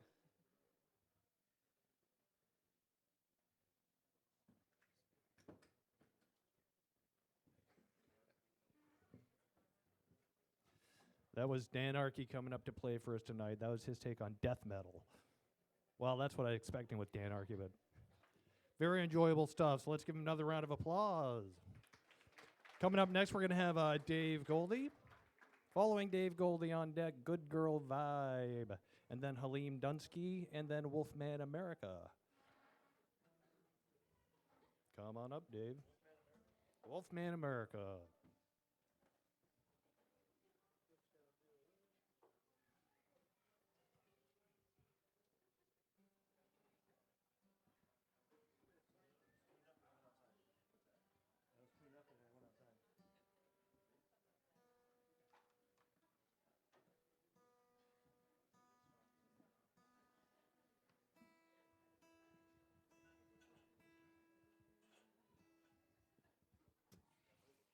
Good evening. How's everybody doing tonight? Having fun down here at SoulFood? All right. Well, there's a lot of ways to get high out there these days. And one of my favorite ways is the elixir of love. This is called Old Fashioned Love.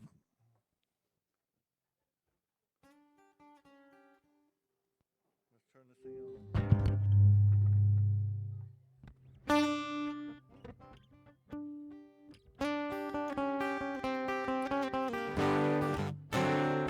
Martini, Manhattan, Margarita, mudslide, buff dive, Bloody Maria, zombies, bio, Russian Black Widow, no job, orgasm, slip over an apple,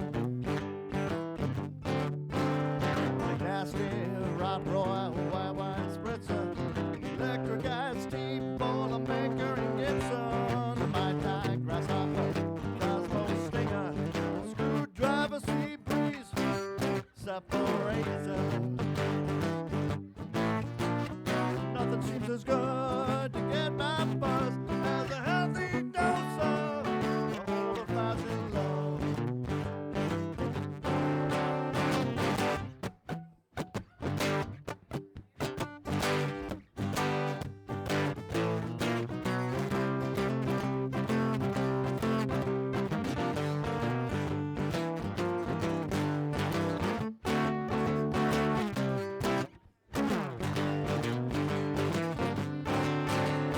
nasty Rob Roy, white wine spritzer, electric gas, steamboiler maker, and Gibson.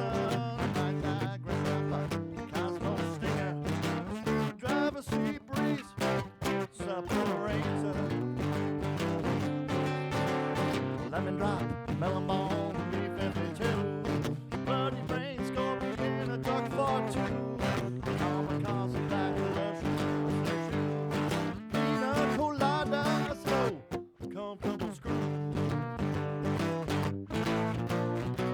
This is good to get my buzz as a healthy dose of old-fashioned love. Nothing seems as good to get my buzz as a healthy dose of old-fashioned love. Walking in Manhattan, margarita, mudslide, muff-dive, bloody Maria. Somewhere swing by while Russian like willow. Blow job, orgasm, flip of an apple. Nothing seems as good to get my buzz as a healthy dose of old-fashioned love.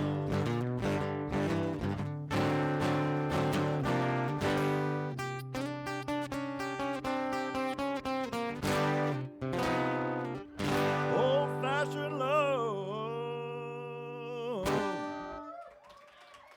Oh, thank you, folks. I got that on the list. Hey, JT. Hey, I got JT's blood on my guitar from the other night. We're blood brothers.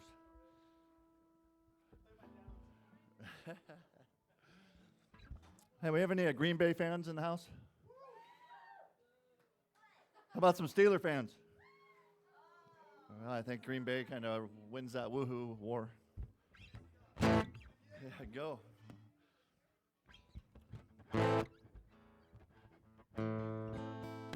Well, I'm a recently out of the closet heterosexual, and this song is called Inside Looking Out.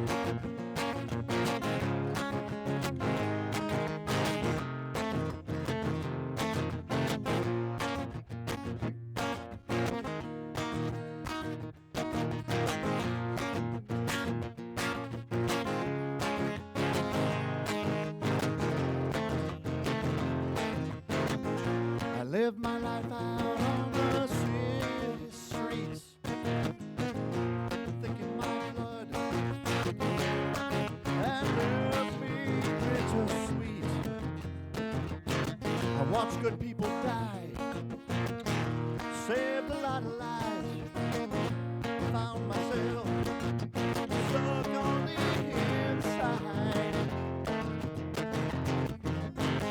I've been on the hunt, getting ready for a strike, blood and oxygen, fuel my body with true life.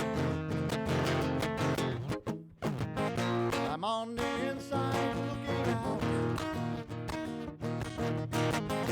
I'm on the inside looking out. I'm on the inside and I'm trying to get out. I'm on the inside looking out.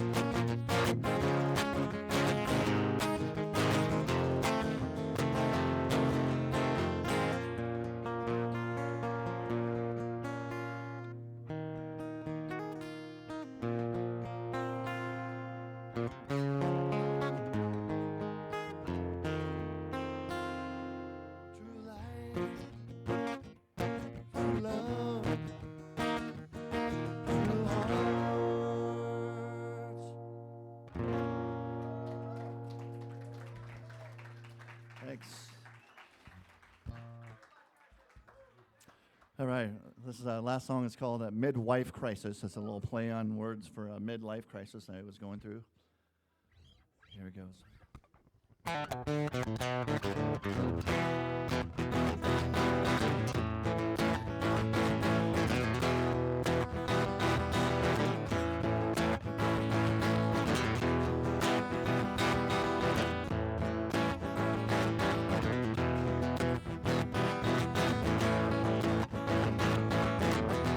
I don't ever really want to grow up.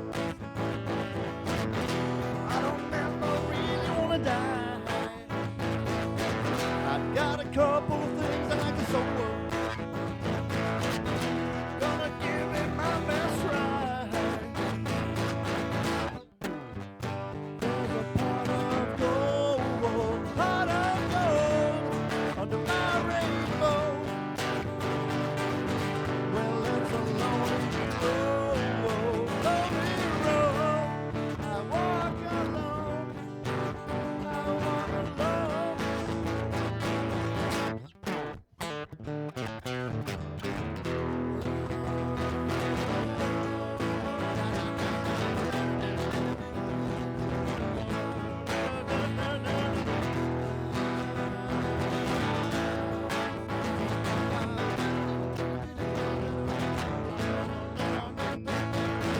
Just wait for a little good luck to show up. It's one thing I won't be denied. One thing that I know of, because I'm way down deep inside. There's a pot of gold, under my rainbow. Well, it's a lonely road.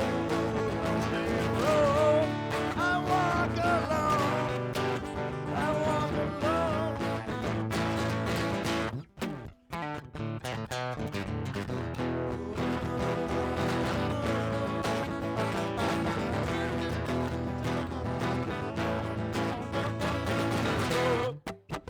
Oh, I don't wanna die. Oh, I don't wanna grow up. Oh, I don't wanna die. Oh, I don't wanna grow up. Oh, I don't wanna die. Oh, I don't wanna grow up. Oh, I don't wanna die. If I could be persuaded to accept the things I cannot change, and change the things I can, and the courage to know the difference.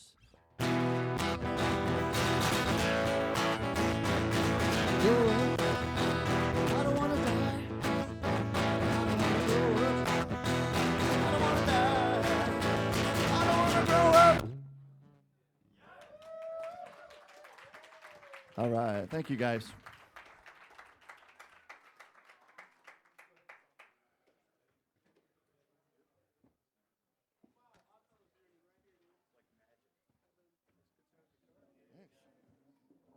So that's Dave Goldie and his brand new sweet guitar. That's got a nice sound to it.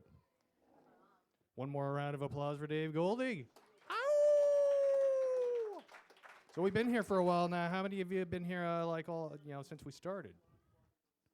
Few of you? Few of you been here since so you guys have probably voted about 5 or 6 times there for your SoulFood Showcase artist, right? So anyway, next coming up we got a Good Girl Vibe.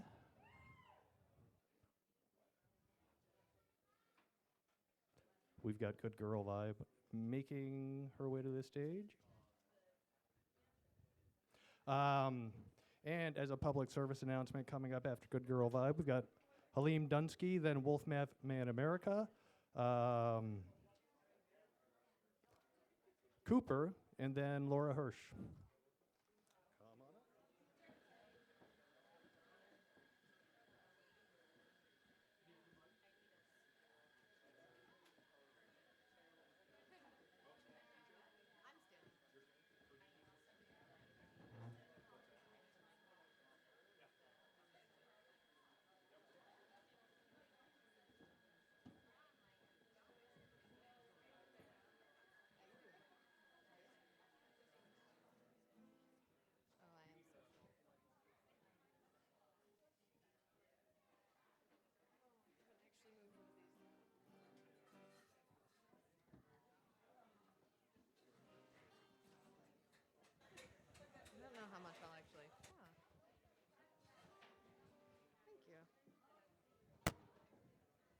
haven't moved a mic in so long.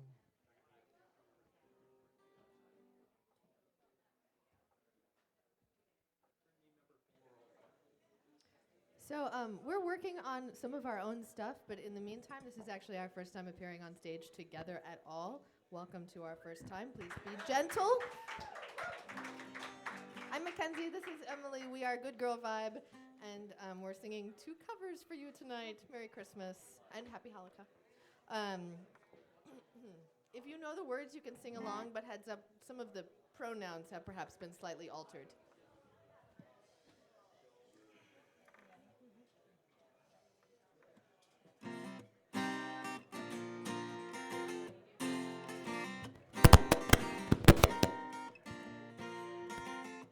I'll leave it.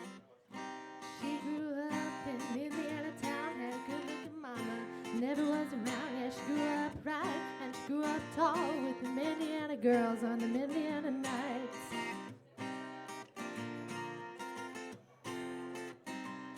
Moved down here at the age 18, blew the girls away, was more than 18. I was introduced and we both started grooving. She said, I dig you, baby, but I got to keep moving.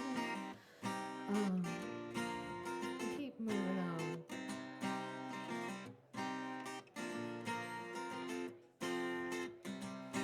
Last dance with Mary Jane, one more time to kill the pain.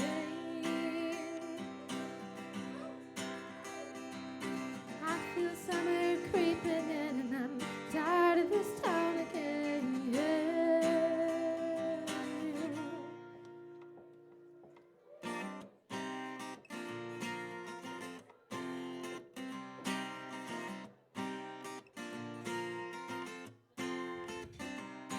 I don't know, but I've been told you never slow down, you never grow old. I'm tired of screwing up, I'm tired of being down, I'm tired of myself, and I'm tired of this town. Oh my, oh hell yes, I gotta put on that party dress. Buy me a drink, sing me a song, take me as I am, 'cause I can't stay long. Last dance with Mary Jane, one more time to kill the pain. We'll find the key, hang on. I feel summer creeping in and I'm tired of this town again.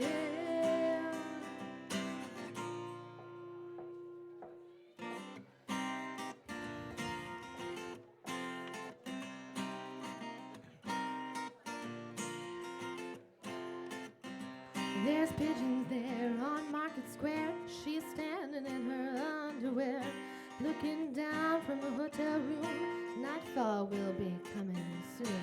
Oh my, oh hell yes. I put on that party dress. It was too cold to cry when I woke up alone. I took my last number, I walked to the road. Last dance with Mary Jane, one more time to kill the pain. I feel summer creeping in and I'm tired of this town again.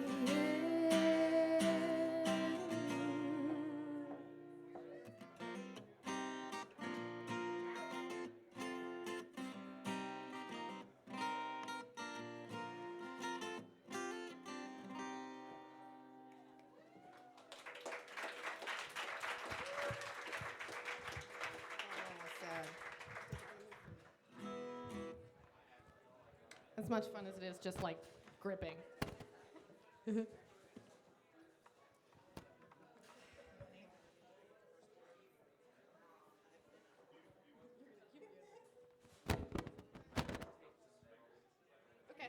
All right. Part 2. You guys sound really good on the chorus, by the way. Oh.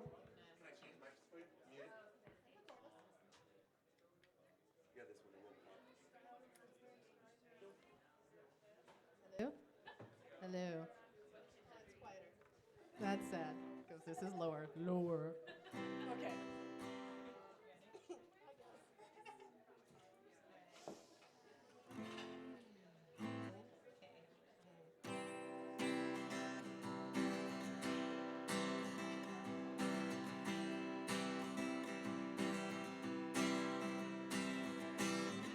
I've been a bad, bad girl.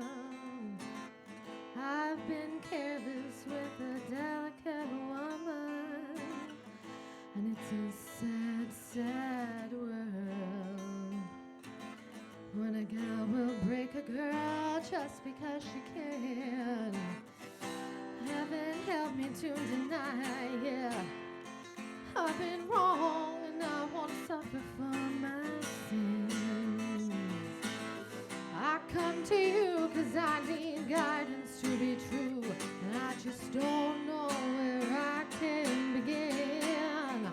Ooh, what I need is a good defense, 'cause I'm feeling like a criminal, and I need to be redeemed to the one I've sinned against, because she's all I ever knew of love.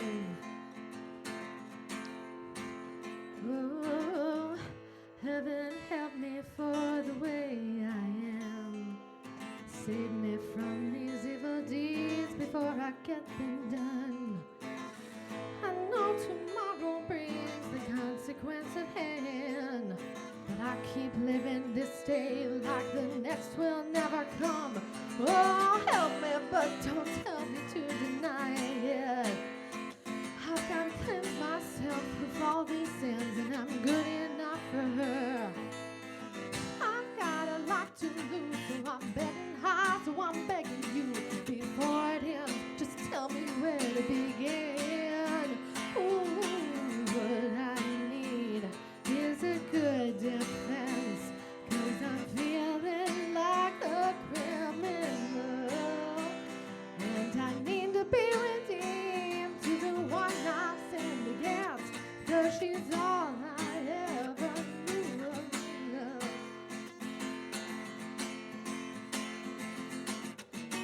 Let me know the way before there's hell to pay. Help me room to lay the law and let me go.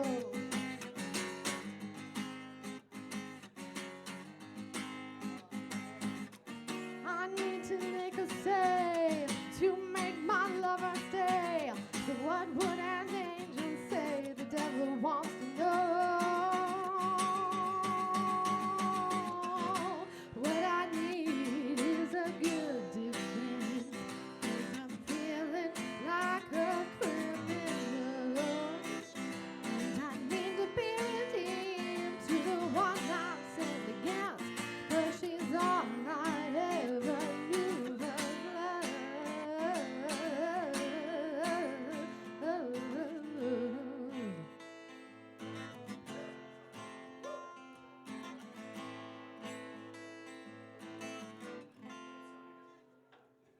Yeah.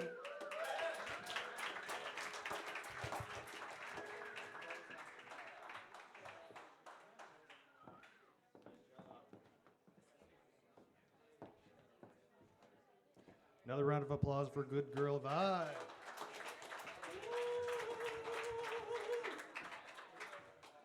Now we're going to have Halim Dunsky come up and do a little bit of drumming for us. Come on up, Halim. After Halim, we've got Wolfman America. Then we've got Jared, and then we've got Cooper, and then Laura Hirsch. How y'all holding up out there? Doing all right? Come on, let's do a crowd cheer. Come on, crowd cheer so we can get that blood flowing. So we've still got, I think we're up to about 34 on the list over there, so we're still going to be going for a while tonight.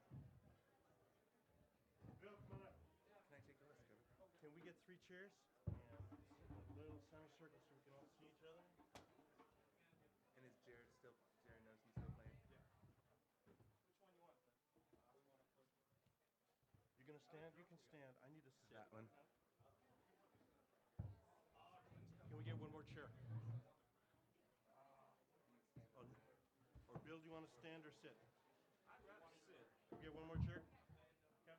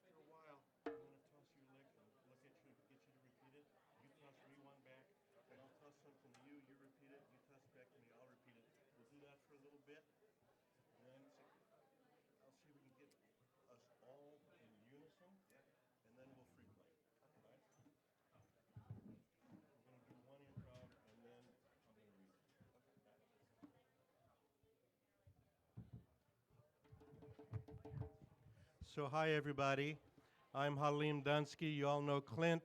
You probably all know Bill Ratcliffe. We're gonna do a little percussion improv for you and then give you something a little different.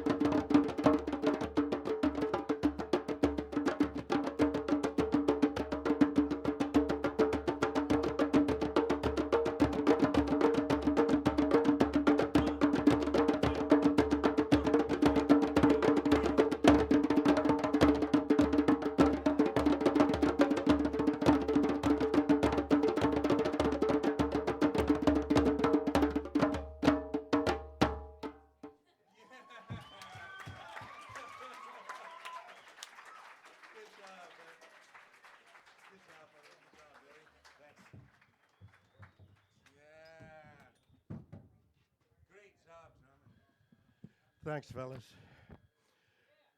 And now, something a little different as I promised.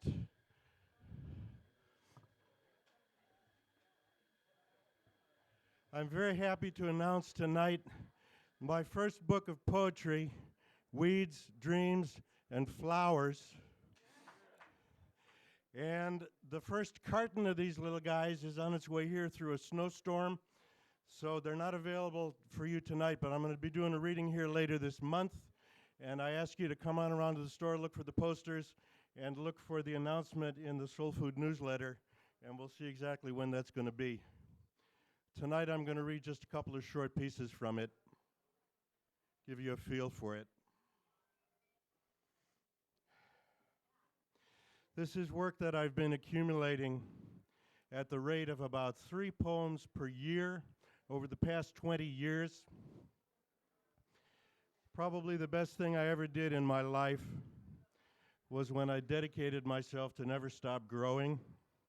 So this is about transformation over 20 years. You should have seen me 20 years ago. You think I'm bad now?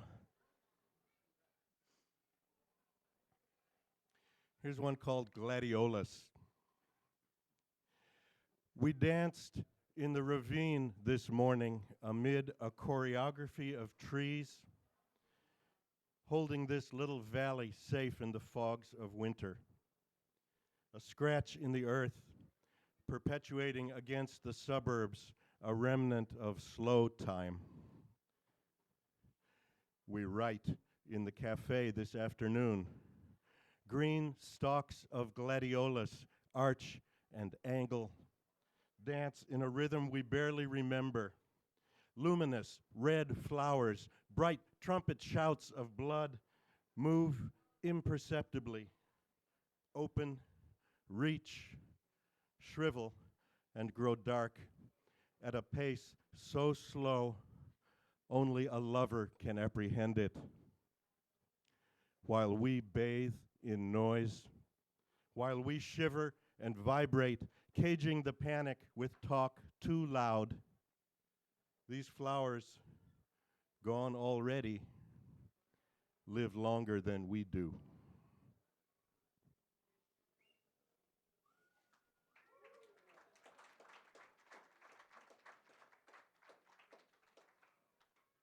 Thank you. What's it like to be off on a journey of change? You know something is going on, but you don't know what it is. A thin black ribbon, like a winding strip of asphalt, suspended in darkness, not bound to the known earth, carries me forward under an arch of darkness, from darkness into darkness. Huge forms of incomprehensible shape pass at the edges of visibility, their contours only hinted by dimly glowing whispers of red, called up as though by coals that flare, slide, and vanish. Bridge building and demolition are rumored in distant flashes of hot light.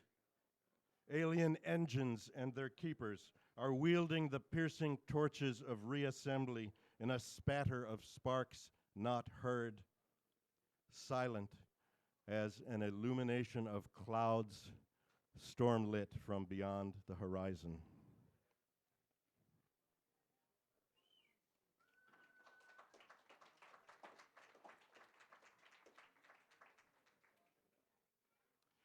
And I'll close with just one more. This one is called Precipice of the Sun. It's no good walking away into the sunset. There is no away. Dried flesh and picking crows, your final scene along that road. Your posture of sophistication is just an obstacle if you love the truth. Leave that childish game now. Come walking the steep road home. Carry the smoldering coal of your heart to the precipice of the sun and leap. I promise you will kindle in that moment. this only moment. Thank you.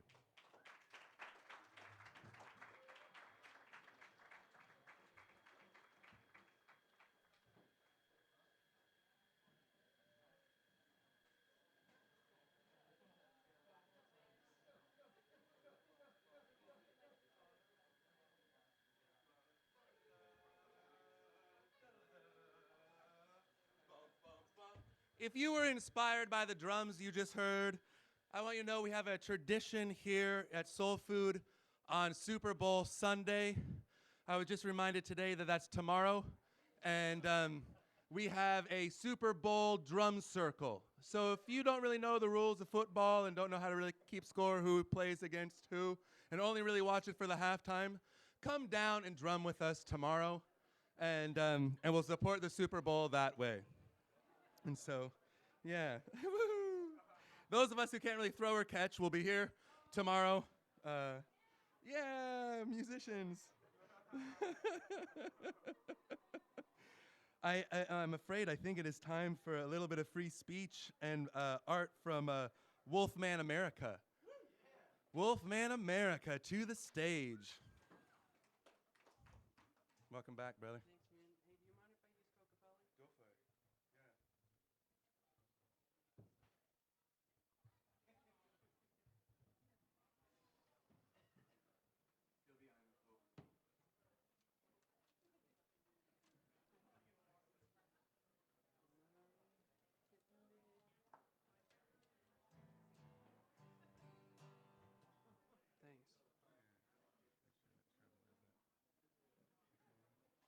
Thank you so much.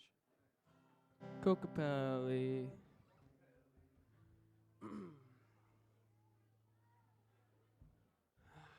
Oh, butterflies. Fly away. All right, so I work with this group of 7 to 9-year-olds every Thursday. And so this is a story about a couple of those wonderful kids. Some of them are here right now watching. So we were out building a primitive shelter, and the kids got their knives out, and they were cutting down sword ferns. You need to get like this much sword ferns to stack all around the shelter in order to keep the rain out. So, you know, you have 6-hour days. There's not that much time, so it's kind of a rush to get all those sword ferns. And one of my little buddies was out, and he comes. I was having sort of a weird day. I got a splinter in my foot. I was tracking in Oregon, and I got like this crazy infection in my foot. So I was all like out of it and like kind of tired and wasn't paying too much attention. All of a sudden, he comes running out, and he's just like got like blood streaming down his arm, and he's like, "It's bleeding like crazy." And I'm like, "Oh crap!" And I look, and the tip of his thumb has been cut off. He cut the tip of his thumb off, and so all of a sudden the adrenaline kicks in, and I'm just like off on his trail, and I like run, and I go to the drops of blood, and I find the little piece of the thumb and stick in a little plastic bag and run it back to him, and he goes off to the hospital to get his thumb sewn back on. And all the while this is happening, there's these 2 crows, and they're up in the tree, and they're looking down on this scene, and they're talking to each other like they're brothers, but you know, you get the sense that they're not really brothers. They're just kind of hanging out, and they're just like, and so there's this other little girl in the class, and she's got kind of this, she likes to wander off, and you know, she's got good Eeyore medicine, and she's like really not into anything that we do sometimes. But you know, like the thing is with difficult kids, sometimes you just gotta realize that like these are extraordinary people, and they're gonna be extraordinary adults someday. And she creates these amazing like worlds in her head, and she imagined this world where there is a mama cougar on one mountain and a daddy cougar on another mountain. The mama cougar's with the mama cougar's family, and the daddy cougar's with the daddy's cougar's family. And so they gotta go down these mountains to meet in order to make cougar babies. But recent development, there's a highway in between the 2 mountains, And so they can't get to each other. And so this is very dire for the cougars. So they both go to the top of these mountains, and they're on these mountains, and they're talking to the birds, and the birds are singing back at them. You know, and these cougars grow these big, huge wings, and they take off the top of the mountain into the sky, and like the crows, they just like fly up out from behind the trees like these black clouds, and they spin and fly like tornadoes around these cougars as the mama cougar and the daddy cougar embrace, and they ignite in this green, white, windy fire that just falls down to the ground and covers the landscape in moss as far as the eye can see.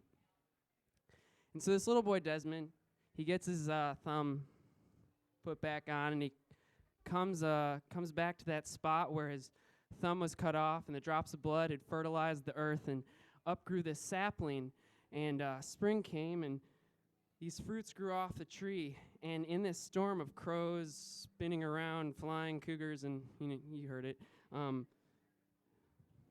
these fruits had gotten weathered to this sort of oblong, hourglass-like shape. It looked a lot like this guitar right here. And he went and he popped the guitar off the tree, and he strung it around his back, and he learned how to love playing this guitar. And he wrote a song for that little girl, and this was that song.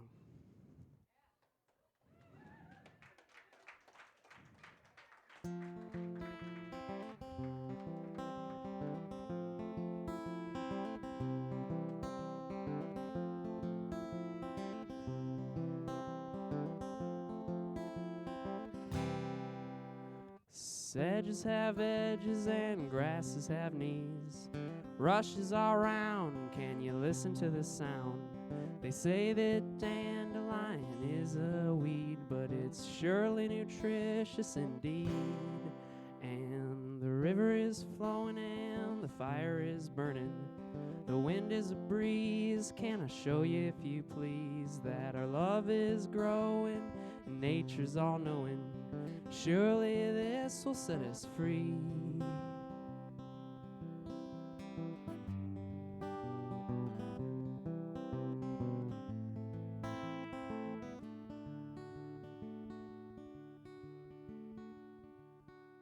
And the crow crows for creation, and the body feels a sensation. And the crow crows for creation, and the body feels a sensation. Oh! Oh, oh!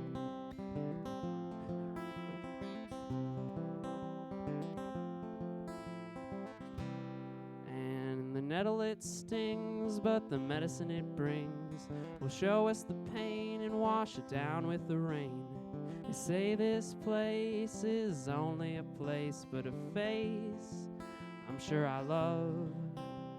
And friends they come and friends they go. What comes next? Oh, nobody knows. Friends they come and friends they go.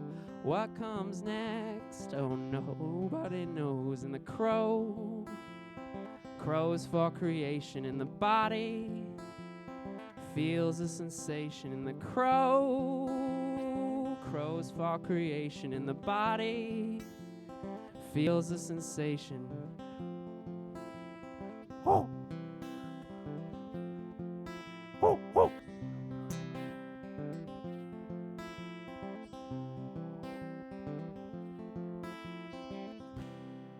So sedges have edges and grasses have knees.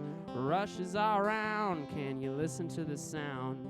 They say that dandelion is a weed, but it's surely nutritious indeed. And the river is flowing and the fire is burning. The wind is a breeze, can I show you if you please that our love is growing, nature's all knowing. Surely this will set us free, yeah. Surely this will set us free, yeah. Surely this will set us free.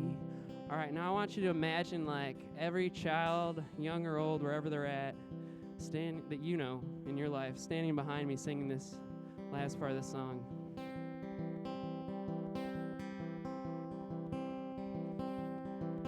And we're not afraid of tomorrow. We're not afraid of tomorrow. We're not afraid of tomorrow. We're not afraid anymore. We're not afraid of tomorrow. We're not afraid of tomorrow. We're not afraid of tomorrow. We're not afraid anymore. We're all human. We're all wounded. Hold your brother in your hand now. Hold your brother in your hand now. I am sorry you have suffered. I am sorry you're acknowledged. You're acknowledged. You're acknowledged. And we're not afraid of tomorrow. We're not afraid of tomorrow. We're not afraid of tomorrow. We're not afraid anymore. We're not afraid of tomorrow. No, we're not afraid of tomorrow. No, we're not afraid of tomorrow. We're not afraid anymore.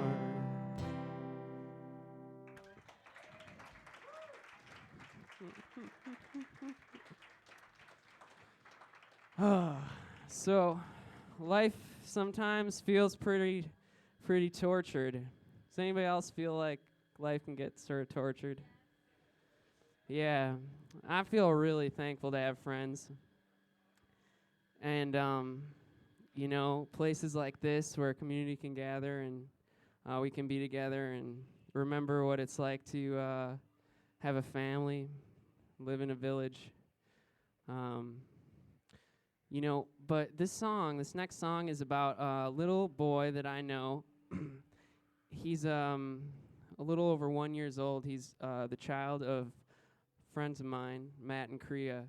And like this kid, oh man, if you see him, like he's always in wonderment. Like he's always just like got these wide blue eyes and he like walks around just like.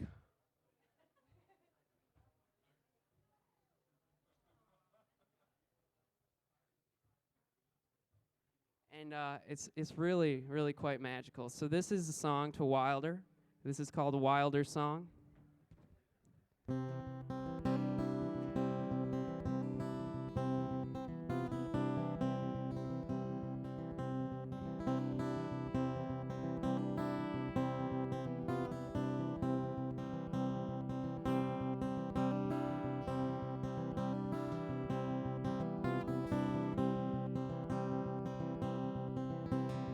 Follow the thread into the darkness. A sweater unravels, and I am standing at the precipice, naked, screaming.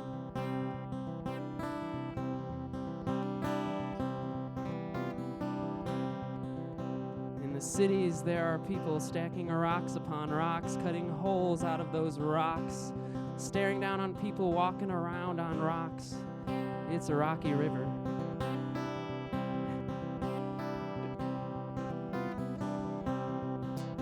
But I would walk my whole life alone just to know you're holding my heart.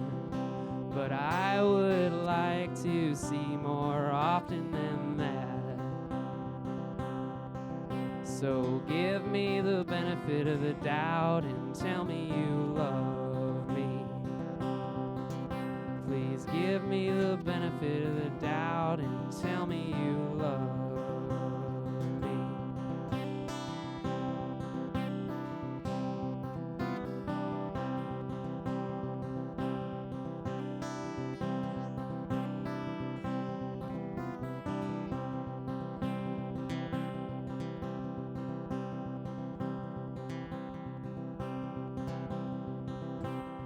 Child is crawling, elder is dancing, walking to the meadow. You hear the snowshoe hare? Do you hear, oh where did I go?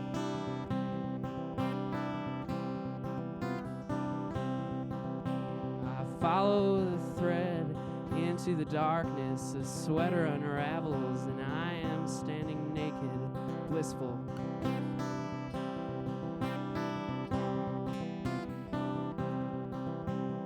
I would walk my whole life alone just to know you're holding my heart. But I would like to see more often than that. So give me the benefit of the doubt and tell me you love me. Please give me the benefit of the doubt and tell me you love me.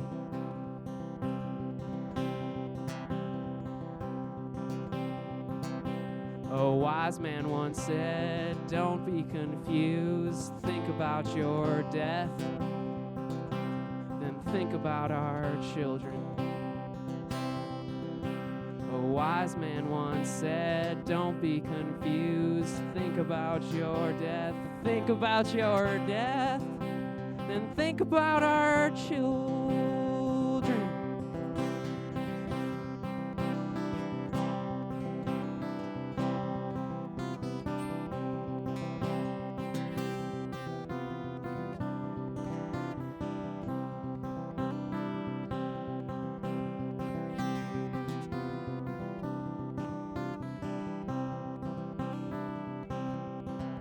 So give me the benefit of the doubt and tell me you love me. Please give me the benefit of the doubt and tell me you love me.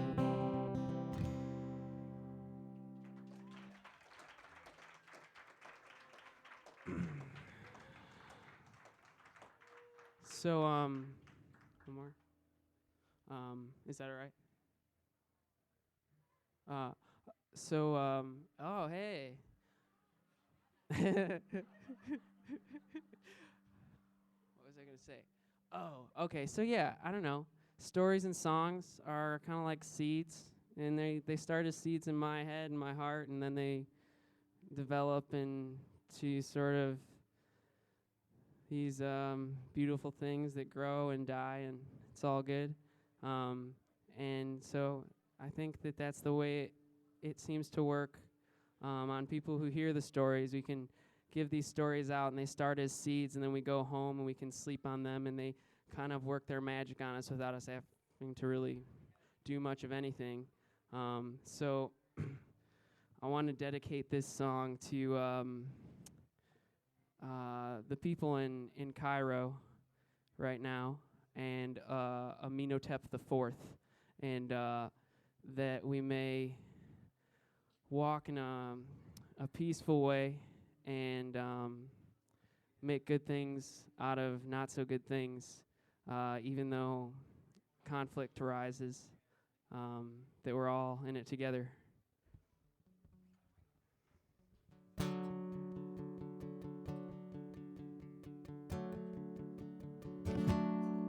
It takes a little bit of fantasy to tell you just what I mean, and the words warp the pencil while the song is held for ransom, and the singers of the chorus are chanting there's a story. Our chivalry is porous, but it's of a cosmic order. And I'm an eye for an eye, and a shoe shine for a tune. The sky has fallen like a pizza pie. Condensation is self-preservation. And I apologize